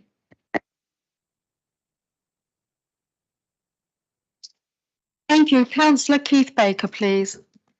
Thank you, Madam Mayor. I wasn't actually going to speak on this, but we can always rely on Comrade Croy to rally the troops. The only thing missing is up the revolution is the only thing that's missing. What I wanted to raise is there is an assumption that Councillor Croy has made that it's absolutely down to the school teachers, the head exclusively. I know for a fact that for Woodley United Football Club, who have massive numbers of teams, lots of girls playing, would be very willing to work with any school in Woodley, and I'm sure it's the same on any other football club around the borough, to work with them and help them and actually allow them to enable those girls. That is not putting a cost on the budget of the school. It's not putting extra time on the head. It's actually integrating our football teams, which all have women's teams, girls' teams, with the schools. Thank you. Thank you. Councillor Jim Frome, please. Thank you, Madam Mayor. Many topics in this chamber, we hear the words encourage and signposting. I think that this motion is something that we should support by encouraging, by signposting, and by supporting as best we can all opportunities for sport for all girls and for other minority sports, because I think at the same time as this was going on, anybody that watched the Rugby League Wheelchair World Championships, what an inspiration. And I think as a council, we should encourage and signpost as best we can. Thank you. Councillor Pauline Jorgensen, please. Thank you, Madam Mayor. I've got Councillor Prue Bray. Sorry, Madam Mayor, very conscious of the time. We've got 2 minutes left and we've got two motions on the agenda. Can I propose 4.2.13.12 that the question now be put? I don't think there are any new points emerging. You might not, but I haven't spoken. And you spoke. I'm taking advisement. It's only going to take me 2 minutes to speak. Take advisement. Yeah.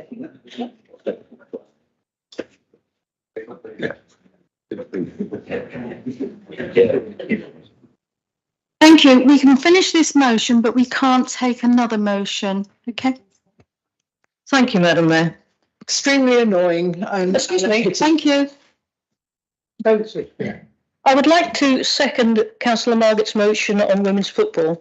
We've seen how good the England women's team are, and they have said that they didn't have the opportunity to play football at school, which made things very difficult for them.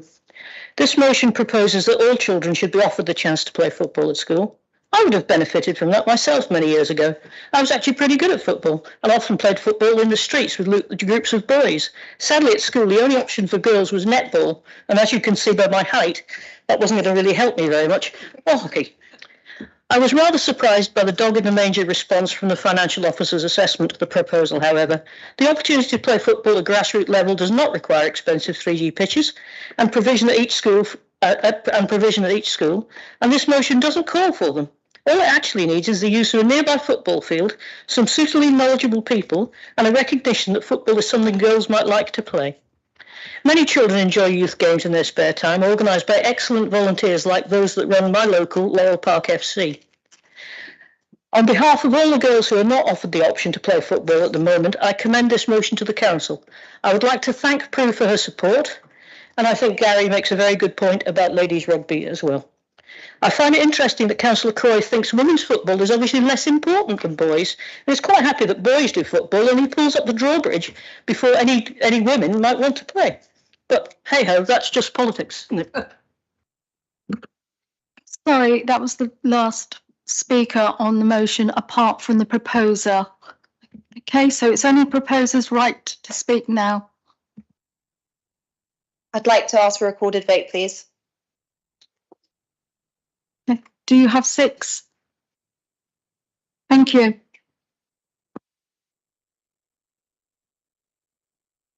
Councillor Rebecca Margetts, would you like a right to reply? Thank you to Prue for her support with this, and thank you to Gary for his suggestion. And I take that on board. And thank you to everybody for the support in the room, apart from obviously somebody to my right. And some of the things that were mentioned and seem to have come out of this motion that were never in there. I have never said anything that this is not directed at teachers. I am purely asking for the same opportunity for girls. So thank you for that. Thank you. Thank you. Thank you. So if you can vote for, against or abstain in terms of the motion. So Councillor Sam Akhtar. For. Keith Baker. For. Harry Bath. For. Rachel Bishop-Firth. For. Laura Blumenthal. For. Shirley Boyd. Abstain. Prue Bray. For. Rachel Burgess. Abstain. Anne Chadwick. Stephen Conway. For. David Cornish. For. Gary Cowan. For. Andy Croy. Abstain. Bill Cunningston.